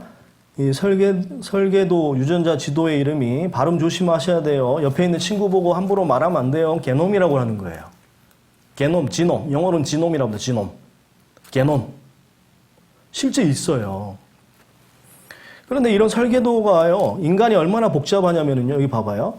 인간의 유전자 지도가 데이터가 몇 개가 들었대요? 30억 개의 염기쌍이 들었어요. 30개도 아니고 30억 개의 어깨. 30억. 어마어마한 숫자의 그 설계 데이터가 들어있어요. 학교에서 배웠죠? 이 아데닌이라는 것은 뭐하고 결합을 해요? 티민하고 결합을 하죠. 그 다음에 시토신은 뭐하고 결합을 합니까? 이 구아닌하고 결합을 하거든요. AT, TA, CG 또는 GC 이렇게 결합을 해가지고 그걸 데이터를 만드는 거예요. 이런 것이 몇 개가 들었다? 30억 개의 염기쌍이 존재하는 거예요. 그러니까 어마어마한 숫자죠. 단순한 설계도가 들어있는 게 아니에요. 자, 여기 보시면은 인간이 게놈의 사이즈가 어떻게 된다? 30억 쌍이나 돼요. 백과사전으로 따지면 몇 개다? 1000권 분량의 데이터가 들어있는 거예요. 엄청나게 정교해요. 저와 여러분들의 그 게놈이 다 달라요. 설계도가 약간씩 다 달라요. 똑같은 인간이라고 하더라도 그 모습이 다 다른 거예요. 설계도대로 창조하셨기 때문에. 그리고 회충도 무시하면 돼야 안 돼요? 회충도 9,700만 쌍의 데이터가 들었어요. 각기 종류대로 설계도를 갖고 있다는 것입니다. 여러분 옥수수 좋아하죠? 옥수수도 무시하면 안 돼요. 거기 안에 몇 개의 유전자 데이터가 들었어요? 25억 쌍의 유전자 데이터가 들었습니다. 모든 동물들, 모든 식물들, 그다음에 모든 인간은 뭘 갖고 있습니까? 세포를 갖고 있고 그 세포 속에 설계도가 있어요. 그 설계대로 하나님께서 창조하셨다는 것입니다. 만약에요, 이 전자현미경이 1931년에 나왔거든요. 전자현미경으로 보면은 DNA랑 다 관찰할 수가 있어요. 세포를 관찰할 수 있습니다. 근데 찰스 다윈이 아까 몇 년도에 진화론을 발표했어요? 1859년에 발표했다고 그랬잖아요. 그러니까 만약에 1931년도에 만들어진 그 전자현미경이 다윈 그 시대에 있었으면은요, 다윈이 진화론을 발표할 수 있었을까요? 없었을까요? 절대 발표하지 못했을 것입니다. 설계도는 변경되지 않습니다. 설계도는 각기 종류대로 설계도가 있고요. 그 각기 종류대로의 그 설계도가 바뀌지 않아요. 절대 바뀌지 않습니다. 그게 과학이에요. 성경은 각기 종류대로 창조하셨다고 말씀하시는 겁니다. 자, 이렇게 얘기하니까 갑자기 DNA 얘기하니까요. 이런 학생들이 나오죠. 꾸벅꾸벅 조는 학생들이 나오고 눈이 자꾸 감기는 학생들도 있고 피곤하고 지쳐 보이는 학생들도 있고 대놓고 잠자는 그런 학생들도 있고 근데 여우가 말하는 겁니다. 하나님 말씀은 눈을 부릅뜨고 들어야 해. 그 다음에 곰이 말합니다. 반가워요. 조금만 더 힘을 내세요. 저 너구리가 말합니다. 저 귀엽죠? 좀만 더 힘을 내세요. 물개가 말합니다. 인상 쓰지 말고 마음 열고 들으세요. 기린이 말합니다. 그래도 계속 자면 나 삐질 거야. 예, 조금만 더 힘을 내가지고 이 동물 창조의 증거를 좀 재밌으니까 몇 가지 더 살펴보겠습니다. 자, 욥기 12장 7절에서 9절 말씀. 이제 모든 짐승에게 물어보라. 그것들이 내게 가르치리라. 공중의 새에게 물어보라. 그것들이 또한 내게 고하리라. 땅에게 말하라. 내게 가르치리라. 바다의 고기도 내게 설명하리라. 이것들 중에 어느 것이 여호와의 손이 이를 행하신 줄 알지 못하랴. 그러니까 아무 생각 없이 바라보는 것이 아니라 이 동물들, 새들, 땅이라는 것은 땅에 있는 그 곤충들을 말하는 것입니다. 그 다음에 바다의 고기들, 이런 것을 유심히 살펴봐라. 그럼 그 나름대로의 각기 종류대로 창조가 되었고 그 각기 종류대로 창조된 대로의 능력과 지혜가 있는데 그런 능력과 지혜를 누가 주셨는지 아느냐? 그 하나님이 주셨다라는 것입니다. 자, 시편 140편 18절 말씀 멀리 떨어져 계시지만 다 같이 한번 읽어볼까요? 높은 산들은 산양을 위하며 바다는 너구리의 피난처로다. 이 시편 말씀은 지금부터 대략 한 3,000년 전의 성경인데 그 성경 속에 뭐라고 말씀하고 계십니까? 높은 산은 산양을 위한 것이다. 이게 무슨 말일까? 산양이 높은 산을 좋아한다라는 말씀인데 이게 무슨 말일까? 근데 이런 이 성경의 비밀들이 요즘 우리 시대에 와서 밝혀지고 있다는 것입니다. 이탈리아의 그란 파라디소 국립공원입니다.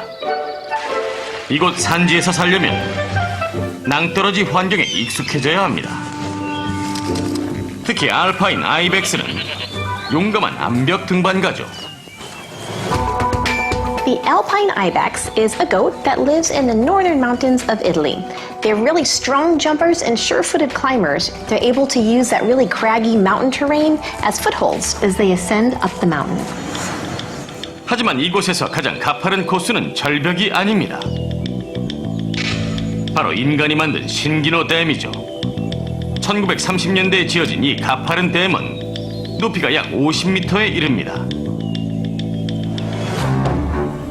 하지만 놀라운 건 댐의 건축 기술이 아닙니다.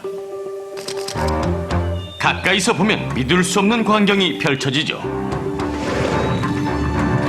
오직 발굽만으로 거의 수직에 가까운 암벽을 타는 생명체가 보입니다. 바로 암컷 아이벡스입니다. 90도에 가까운 댐을 걷고 있습니다. 너무나 놀랍죠? 발을 한 번 잘못 헛디디면 바로 목숨을 잃을 겁니다. This dam's surface is smoother than a typical mountainside and lacks the typical crevasses and perches that an ibex would rely on. 왜 목숨까지 걸면서 댐을 탈까요? 댐에 거부할 수 없는 짭짤한 간식이 있기 때문이죠. 네, 너무나 놀랍죠? 이 산양은 그 맛있는 짭짤한 소금을 먹으려고 경사 90도의 그 높은 댐을 왔다 갔다 하는 거예요. 그러니까 산양은 이 높은 산은 산양을 위한 것이다라는 그 말씀도 사실인 것입니다. 성경을 자세히 읽어보시고 우주 만물을 자세히 들여다보시면 이 사실이라는 것을 누구나 확인할 수 있습니다. 새에게 물어보라고 그랬죠.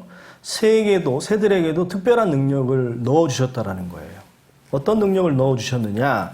신명기 32장 11절 말씀에 마치 독수리가 그 보금자리를 어지럽게 하며 그 새끼 위에 너풀거리며 그 날개를 펴서 새끼를 받으며 그 날개 위에 그것을 엎는 것 같이. 이게 지금부터 3,500년 전의 성경인데 이게 무슨 말씀일까 많이 고민했는데 동물학자들이 콜로라도 이 독수리를 확인하면서 이렇게 관찰하면서 이 말씀이 사실인 것을 이해하게 되었습니다. 이 콜로라도 독수리는요, 새끼를 낳을 때쯤 되면은요, 날카로운 그런 가시로 둥지를 만들어요. 저 보이세요? 네. 둥지를 만듭니다. 심지어는요, 이 날카로운 가시를 얻기 위해서 250km나 날아가가지고 그 가시를 갖고 와서 둥지를 만들어요. 그리고 날카로운 가시 둥지가 이 새끼가 찔리면 안 되니까 어떻게 하겠어요? 나뭇잎이라든지 그 다음에 깃털로 이렇게 쿠션을 만들어줍니다. 그래서 이제 이렇게 새끼를 낳습니다.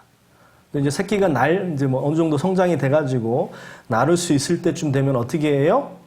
네, 이 쿠션을 다 치워버리는 거예요. 그러니까 이 뾰족뾰족한 가시에 몸이 찔리니까 이 새끼가 날려고 하겠죠. 그래서 독수리가 그 보금자리를 어지럽게 한다고 그랬잖아요. 그 얘기입니다. 쿠션을 치워버리는 거예요. 그 새끼 위에 날개를 어떻게 하는 거예요? 너풀거리는 거예요. 아, 이렇게 한번 날아봐. 그러니까 새끼가 어떻게 하는 겁니까? 이 어미 독수리를 따라서 날다가 근데 처음 날아보는 거니까 떨어져 죽게 생긴 거예요. 하고 떨어지는데 어떻게 해줘요? 이 어미 독수리가 날개를 펴가지고 새끼를 받아요. 그 날개 위에 그것을 업어줍니다. 엄청 멋진 장면이죠. 실제 그런 장면이 있습니다. 그걸 말씀하시는 거예요. 신명기서 말씀도 문자 그대로 사실이라는 것입니다. 그 다음에 땅이라는 것은 그 땅 위에 살고 있는 짐승과 곤충이거든요. 그 곤충 하나만 봐도 거기에 하나님의 능력을 우리가 느낄 수 있습니다. 이게 정말 미물인 것 같지만 작은 곤충 하나에도 하나님이 주신 능력과 지혜가 있어요. 자, 여기 보시면 이 벌레의 이름이 뭐냐? 폭탄먼지벌레. 왜 이름이 폭탄먼지벌레일까요? 이 폭탄먼지벌레는 위기 상황에서 엉덩이에서 폭탄을 발사합니다. 이 폭탄의 온도가 100도에 가깝습니다. 화상도 입을 수 있어요. 이 몸속에 일종의 뭐가 있는 겁니까? 폭탄 공장이 들어있는 거예요.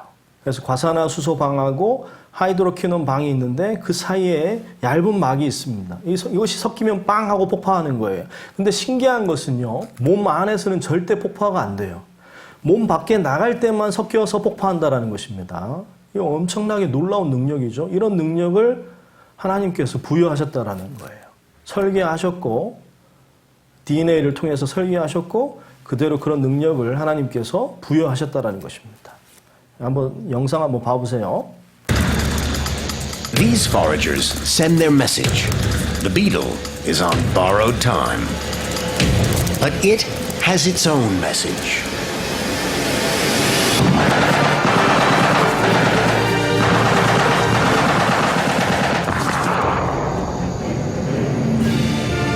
Total annihilation.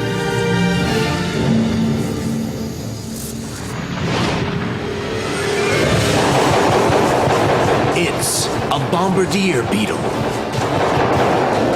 One of a family of insects with 200-degree toxic chemicals in their arsenal. 예, bombardier beetle. 예, 폭탄 먼지벌레라는 뜻입니다. 그러니까 이거 폭탄 먼지벌레는요, 원할 때마다 쏠 수가 있습니다. 심지어는요, 한 번에 연속해서 70발까지 쏠 수 있대요. 바바바바바방방. 우리가 하루에 설사 한 서너 번만 하더라도 똥꼬 가려워요, 안 가려워요? 똥꼬 가려운데 심지어는 70발을 연속해서 쏘는 거예요. 그런데도 똥꼬가 온전한 거 보면 참 놀라운 능력이죠. 이런 놀라운 능력들을 이 아주 미물인 그런 곤충에게도 하나님께서 부여하셨다라는 것입니다. 각기 종류대로 창조하시고 능력과 지혜를 넣어주신 것입니다. 그다음에 바다의 고기도 보라는 거예요. 제가 요즘에 관심 있게 보고 있는 그런 이게 흉내 문어라는 것을 설명하기 위해서 한번 이 영상을 좀 보여드리려고 하는데요. 이게 무슨 영화입니까? 트랜스포머죠? 재밌게 보셨죠, 다들? 트랜스포머가 무슨 뜻이에요? 변신 로봇이죠. 이 변신 로봇보다 더 변신을 잘하는 이 흉내 문어, 변신 문어가 있습니다. 이 흉내 문어는요, 15가지 이상의 그런 모습으로 변신할 수가 있어요. 영상을 한번 봐보시겠습니다.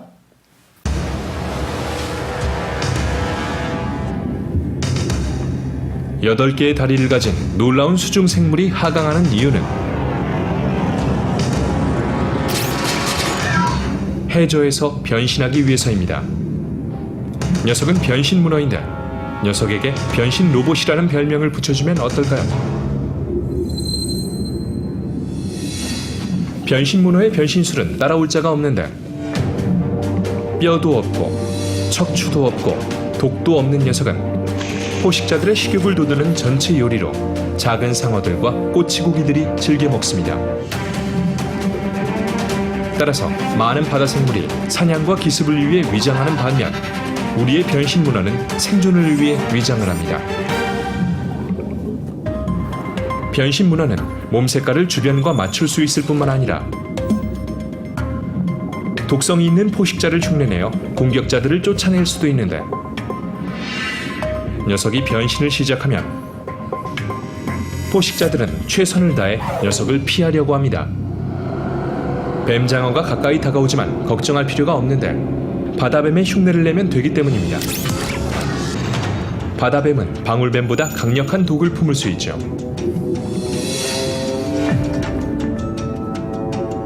상어가 가까이 올 때는 납서대의 흉내를 내는데 독이 있는 납작한 납서대는 상어가 싫어하는 방어 물질을 분비한다고 알려져 있습니다.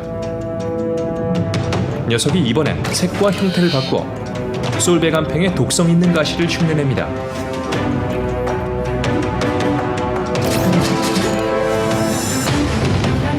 녀석이 지금 무엇을 흉내내는진 모르겠지만 앞길을 막고 공격하는 개를 멈추게 하기엔 충분했습니다. 변신 문어는 15종이 넘는 동물을 흉내내는 것으로 알려져 있습니다. 포식자들이 변신한 녀석을 한번 뒤돌아본다면 먹잇감을 발견할 수 있겠지만 지금은 녀석의 변신술이 승리를 거뒀습니다. 예, 진정한 트랜스포머 아닙니까? 그래서 우리가 조금만 마음을 열고 생각하면서 이 동물과 식물들을 살펴보면 각기 종류대로 식물을, 동물을, 또 인간을 하나님께서 설계하시고 창조하셨다라는 것입니다. 각각의 설계도가 있고 그대로 창조하셨고 그 각각의 종류에 맞는 능력과 지혜를 하나님께서 부여해 주셨어요. 창조주 하나님은요, 한번 따라해 보시겠습니다. 창조주 하나님은 살아계시다. 창조주 하나님은 살아계십니다.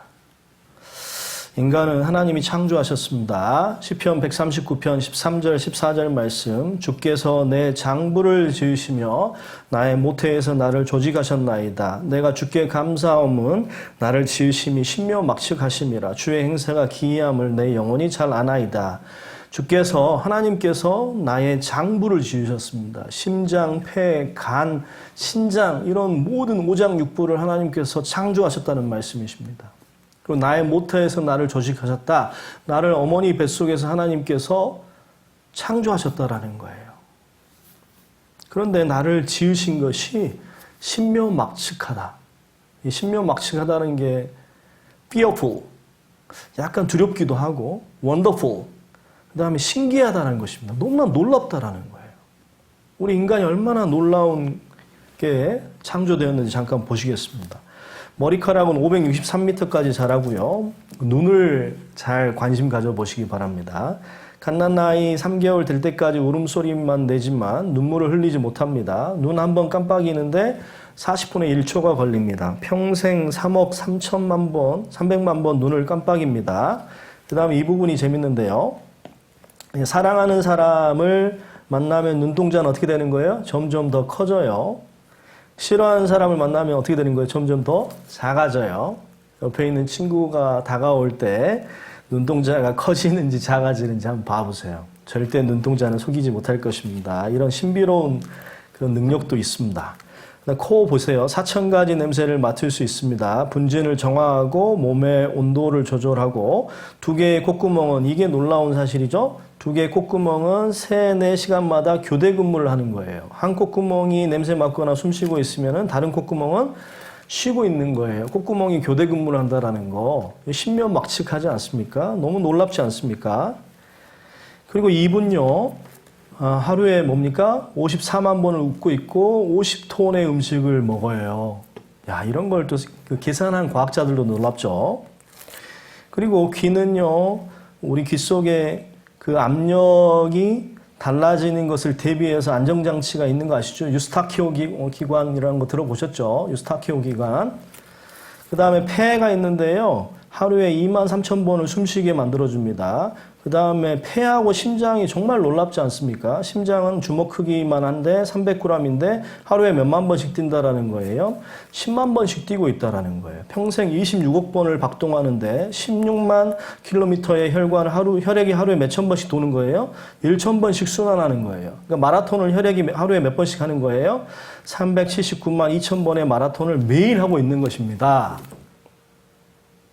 저 잠깐 봐보세요. 여러분, 우리 숨을요, 5분 이상 못 쉬면은 뇌에 산소 공급이 안 돼서 우리 뇌세 상태에 빠집니다. 마찬가지로 심장도 몇 분 이상 정지되면, 심정지가 오게 되면 어떻게 됩니까? 이 혈액이 온몸에 공급이 되지 않고 특히 뇌에 공급이 되지 않아서 뇌세 상태에 빠집니다. 평생 심장이 뛰게 해주신 거예요. 평생 뛸 수 있는 심장을 우리 몸속에 넣어주신 것입니다. 여러분들 그냥 살고 있는 것 같죠? 근데 하나님의 도움과 은혜 없이는 우리는 1분 1초도 살 수 없는 존재라는 것을 알으셔야 돼요. 우리가 다른 친구들 앞에서는 까불고 사람들 앞에서는 교만하게 굴 수도 있겠지만은요, 우리 심장과 폐를 창조하시고 그것을 지켜가시는 하나님 앞에서 우리가 함부로 하나님이 있네 없네 이런 말씀 함부로 하시면 안 됩니다. 하나님 앞에서만큼은 겸손하게 증거를 확인해 보시기 바랍니다. 하나님께서는요 분명히 살아계시다라는 것입니다. 그리고요 이 뼈가 놀라운데, 뼈가 아까 몇 개라고 그랬어요? 열심히 말씀을 들으신 분들은 206개의 뼈가 있다는 거 아시겠죠? 7년마다 한 번씩 몸 전체의 모든 뼈가 새로운 조직으로 바뀌는데요. 이 뼈에 관련돼 가지고 창세기에 보면 이런 말씀이 있어요. 창세기 2장 21절 22절에 보시면 여호와 하나님이 아담을 깊이 잠들게 하시니 잠들매 그가 갈빗대 하나를 취하고 살로 대신 채우시고 여호와 하나님이 아담에게서 취하신 그 갈빗대로 여자를 만드시고. 제가 이 말씀 읽을 때마다 의문이 들었던 게, 우리가 갈빗대가 몇 개가 있습니까? 갈비뼈가 왼쪽에 12개, 오른쪽에 12개, 24개가 있거든요. 그런데 여호와 하나님이 아담에게서 취하신 그 갈빗대로 여자를 만들었다고 하셨어요. 24개 중에 하나를 취하셔가지고 그걸 갈빗대로 만드신, 그 갈빗대를 가지고 하와를 창조하셨는데 왜 하필 갈비뼈일까? 그런 의문을 가졌던 적이 있거든요. 저는 최근에 이런 기사를 봤습니다.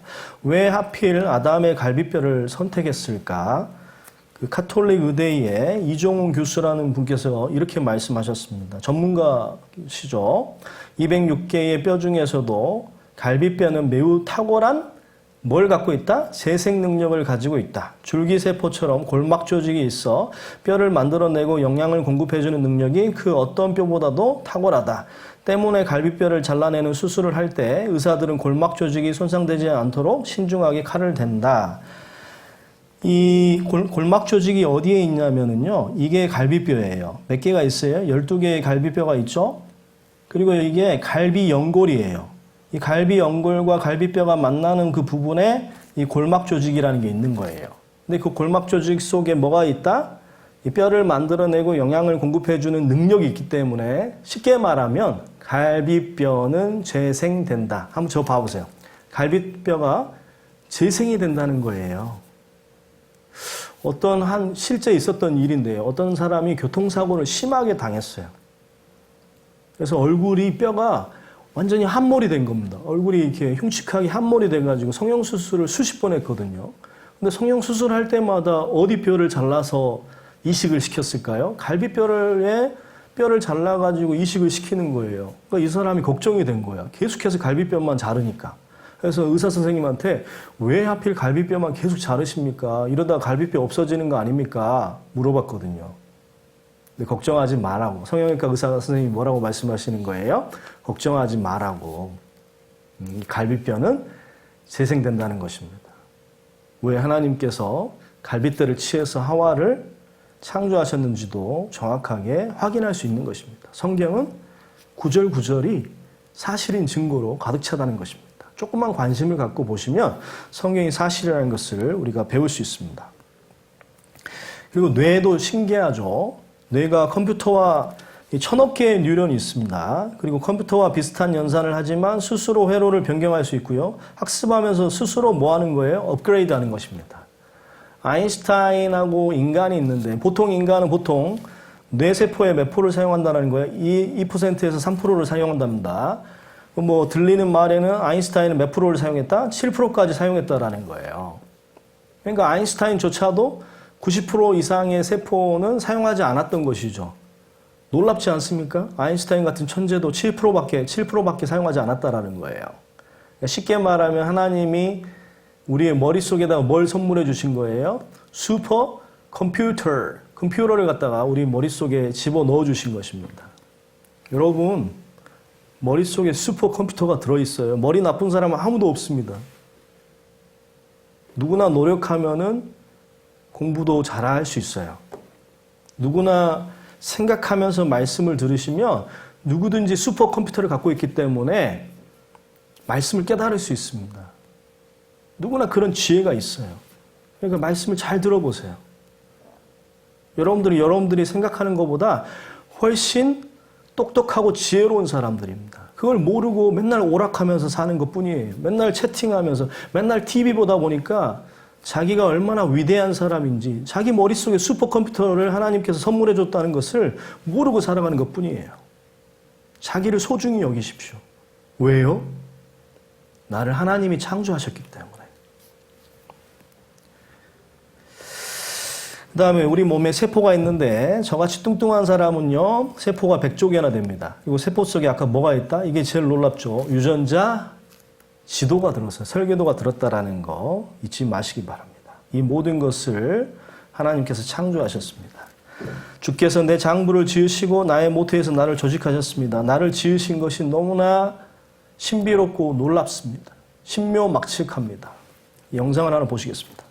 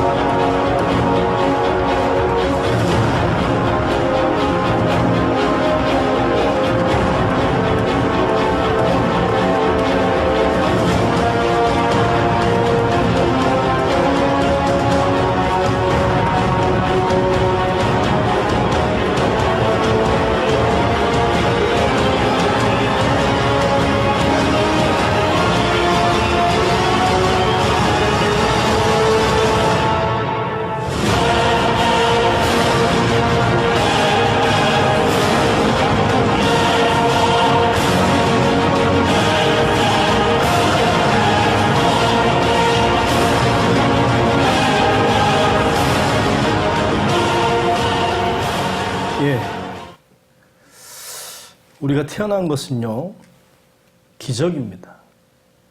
은혜입니다. 축복이에요.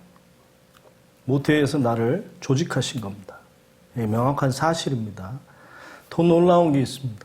하나님이 인간을 창조하실 때 우리에게 영혼을 주셨습니다. 이게 가장 놀라운 말씀입니다. 오늘 배웠던 말씀들 중에서 가장 중요한 말씀입니다. 창세기 1장 27절에 보시면 하나님이 자기 형상, 곧 하나님의 형상대로 사람을 창조하시되 남자와 여자를 창조하시고, 하나님께서 자기 형상대로 창조하셨다라는 거예요. 그런데 하나님은요, 요한복음 4장 24절에 뭐라고 말씀하셨습니까? 하나님은 영혼이시다, 영이시다라고 말씀하셨습니다. 그러니까 그 자기 형상, 영혼을 따라서 우리를 창조하셨다라는 것입니다. 그러니까 우리에게 무엇이 있다라는 걸 알 수 있습니까? 영혼이 있다라는 것을 알 수 있습니다. 우리에게 영혼을 선물해 주신 거예요. 만물의 영장이란 말 들어보셨죠? 우주도 있습니다. 지구도 있습니다. 각기 종류대로 동물도 있고 각기 종류대로 식물도 있습니다. 하나님께서는요, 하나님께서 창조하신 모든 것에 대해서 애정을 갖고 계십니다. 사랑을 갖고 계세요. 들에 피는 그 들풀도 하나님께서 아끼시는 마음이 있습니다. 그런데 이 모든 우주 만물 중에서 가장 소중하게 생각하는 존재가 바로 사람입니다. 왜요? 사람은요, 영혼을 갖고 있기 때문에 그렇습니다. 나도 영혼이 있습니다. 창세기 2장 7절 말씀에 여호와 하나님이 흙으로 사람을 지으시고 그 코에 생기를 그 코에 불어 넣으시니 사람이 생명이 된지라. 흙으로 사람을 지으셨습니다. 사람의 성분이 흙으로 돼 있다라는 것은 명백한 과학적인 사실로 입증이 되었습니다. 우리는 흙으로 만들어졌습니다. 흙과 같은 성분을 갖고 있습니다. 그래서 사람이 죽으면 육체가 흙으로 돌아가는 거예요. 그런데 진짜 나는 누굴까요? Who am I? 진짜 나는 누굴까요? 이 흙집에 살고 있는 나는 영혼입니다. 그 영혼이 있다라는 것을 뭘 보면 알 수 있습니까? 영혼의 요구가 있어요. 육체를 갖고 있기 때문에 육체가 하고 싶은 것이 있고, 영혼을 갖고 있기 때문에 영혼이 하고 싶어 하는 게 있다라는 것입니다. 여기 육신의 요구하고 영적인 요구를 제가 정리해 봤는데요. 우리는 밥을 먹고 싶어 하죠. 그 다음에 사랑을 나누고 싶어 합니다. 그리고 우리는요, 칭찬받고 싶어 해요. 인정받고 싶어 합니다. 여러분들 비난받고 싶어요? 칭찬받고 싶어요? 칭찬받고 인정받고 훌륭한 사람 되고 싶잖아요. 모두가 우러러보는 그런 훌륭한 사람 되고 싶은 마음이 누구나 다 있다는 것입니다. 그리고 어린 나이지만 돈이 필요하다는 거 알지 않습니까? 그러니까 돈을 벌기 위해서 재물에 대한 욕심이 누구나 다 있다는 거예요. 그런데 먹을 것을 먹고 사랑도 나누고 또 내가 훌륭한 사람도 되고 돈을 아무리 벌어도요, 채워지지 않는 또 다른 욕구가 있다는 거예요. 또 다른 바라는 마음이 있다는 것입니다. 그게 바로 영적인 욕구입니다. 영적인 요구가 있어요, 우리에게. 우리에게 종교심이 있습니다. 저는 종교심 없는 것 같은데요. 그런데 사람들은 종교심이 없는 것 같지만 결정적인 한계 상황에 부딪히면은 그 종교심이 나옵니다. 한계 상황이라는 건 뭐냐면 목숨이 위태로운 상황을 말하는 것입니다. 제가 수년 전에 아버지가 위암에 걸리셔가지고 정말 건강하신 분인 줄 알았는데 위암에 걸리신 거예요. 너무나 놀랐습니다. 위암 수술을 받기 위해서 수술장에 들어가실 때요, 내가 하나님을 믿건 안 믿건 간에 신이시여 도와주소서, 이런 마음 같습니까? 안 같습니까? 평소에는 내가 종교심이 없는 것 같지만 위기 상황, 한계 상황에 부딪히면은요, 우리 모두는요, 이 바라는 마음이 있습니다. 종교심이 있다라 하나님을 찾는 마음이 생긴다는 것입니다. 그래서 전 세계적으로 유엔 종교 도감에 보면은 100만 개 이상의 종교가 있고요. 힌두교 내에서만 3억 3천 가지 이상의 신이 있고, 일본만 해도 800만 가지 이상의 신이 있다라는 거예요. 그래서 우리 인간, 사람은요, 나이가 어리건 나이가 많건 남녀노소를 불문하고 이 하나님을 찾는 그 영적인 요구가 있습니다. 이게 영혼이 있다는 증거예요. 그다음에 우리는 양심의 가책이라는 걸 받아요. 양심의 가책 없는 사람 한 번도 못 느껴본 사람 흔들어 보세요. 없을 것입니다. 제 친구가요. 초등학교 동창인데 이 친구가 어렸을 때 그 초등학교 앞에 있는 슈퍼에서 보름달 빵 아세요? 그 보름달 빵이 지금도 나오는지 모르겠는데 그 보름달 빵을 갖다가 훔쳤어요. 너무 배고파가지고 그 보름달 빵을 훔쳐 먹었다는 건데 지금도 그게 마음에 걸린대요. 그래서 그 슈퍼에 가가지고 용서를 빌고 그 보름달 빵 값을 갚으러 갔는데 그 슈퍼가 없어져가지고 되게 아쉬워하더라고요. 그것도 제가 슬픈 소식을 하나 들었는데 어떤 친구가 여러분들 만한 또래의 친구가 친구랑 새총으로 장난치다가 이 새총이 하필 빗나가가지고 하필 그 친구의 이 눈이 맞아가지고 오른쪽 눈이 실명이 돼버린 거예요. 평생 가짜 눈을 끼고 살아가야 될 운명이 돼버린 겁니다. 그래서 이 친구가 너무 괴로워하는 거예요. 그 친구에 상처 준 거, 그 친구에게 눈을 상하게 한 거에 대해서 양심의 가책 때문에 너무나 괴로워하고 있다는 거예요. 인간은 누구나 죄를 짓습니다. 그리고 그거에 대해서 양심의 가책을 느끼고 그 죄를요, 사함받고 싶어 하는 마음이, 죄 용서받고 싶어 하는 마음이 누구나 다 있다는 것입니다. 양심대로 살면서 죄 용서받고 싶은 마음이 바로 우리가 영혼이 있다는 그런 증거라는 것입니다. 그리고 가장 중요한 것이 영원히 살고 싶어하는 마음이 누구나 있다라는 거예요. 우리가 죽음에 대해서 오해하는 것이 무엇이냐? 죽음은 멀리 있다라는 것입니다.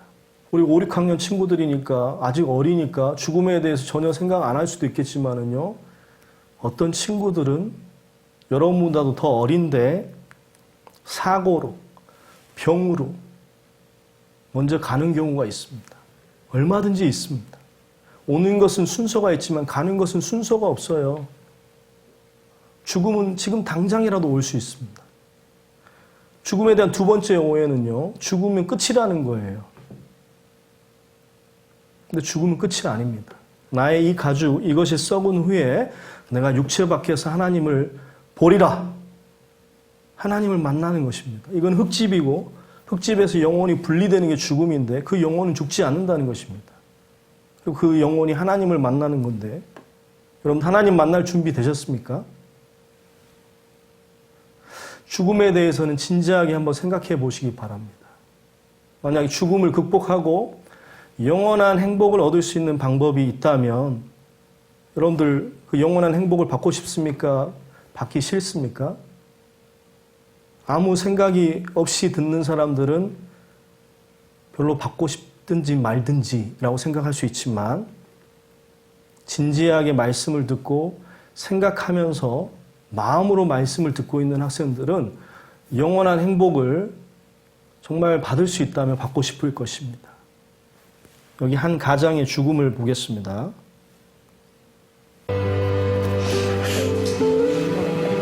고마워.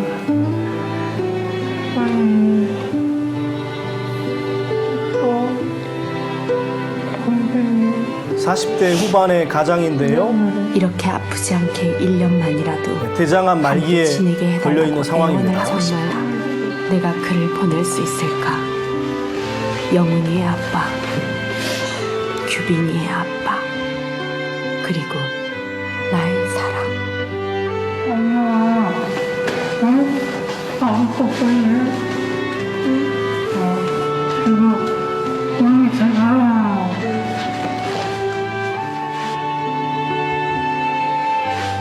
죽음이 임박한 것입니다. 우리도 다 이런 순간을 맞이하게 될 것입니다. 12월 21일 오전 남편을 1인실로 옮겼다. 극심한 호흡곤란, 인종의 징후라고 했다.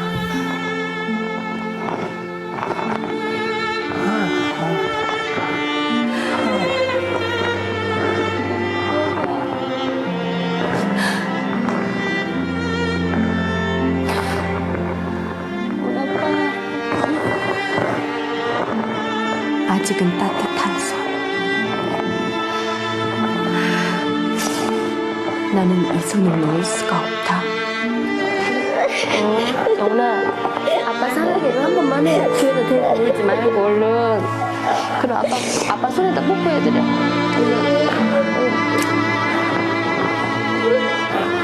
아빠 고맙습니다.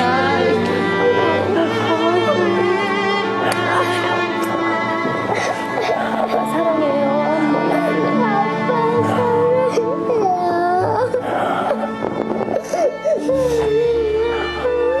잘했어. 그는 듣고 있을까? 아이들의 이 애끓는 작별을.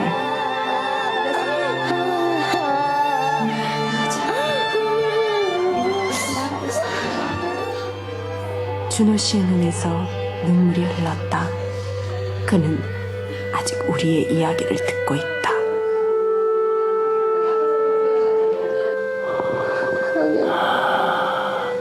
많이 사랑해. 우리의 마지막 모습이기도 합니다. 고마워. 영원히 그분이 나에게 선물을 남겨준 거서 고마워. 애들 내가 잘 키울게. 걱정하지 마. 우리 아빠.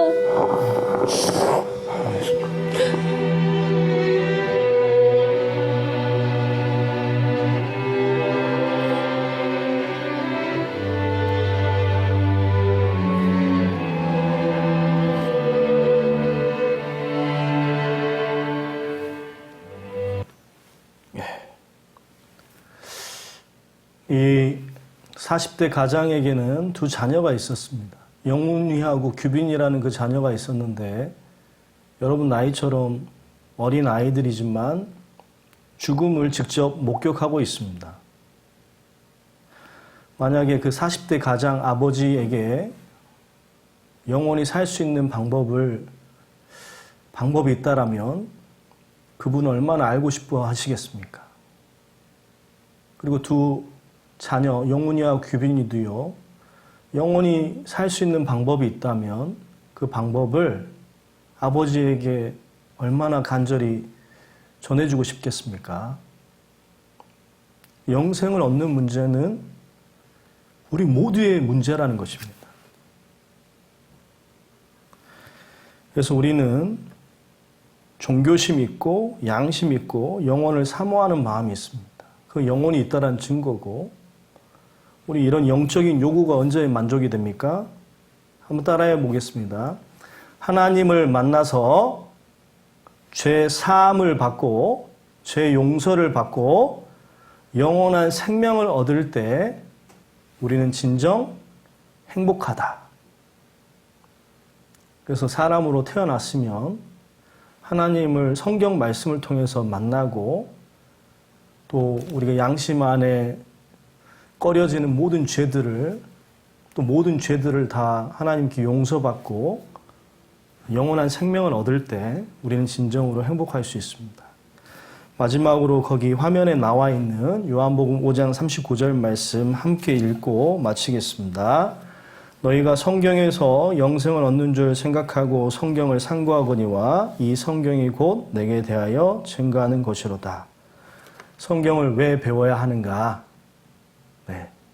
하나님을 만나고 죄 용서를 받고 영원한 생명을 얻을 수 있는 유일한 책이기 때문에 그렇습니다. 함께 끝까지 배워봤으면 좋겠습니다. 기도하시겠습니다. 사랑과 은혜와 자비가 풍성하신 아버지 하나님 감사합니다.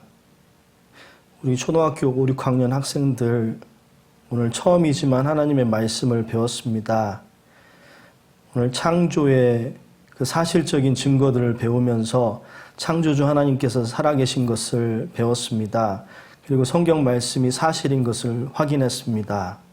계속해서 말씀을 배우면서 하나님을 개인적으로 직접 만날 수 있는 그런 귀한 기회가 될 수 있도록 하나님께서 인도하여 주시옵소서.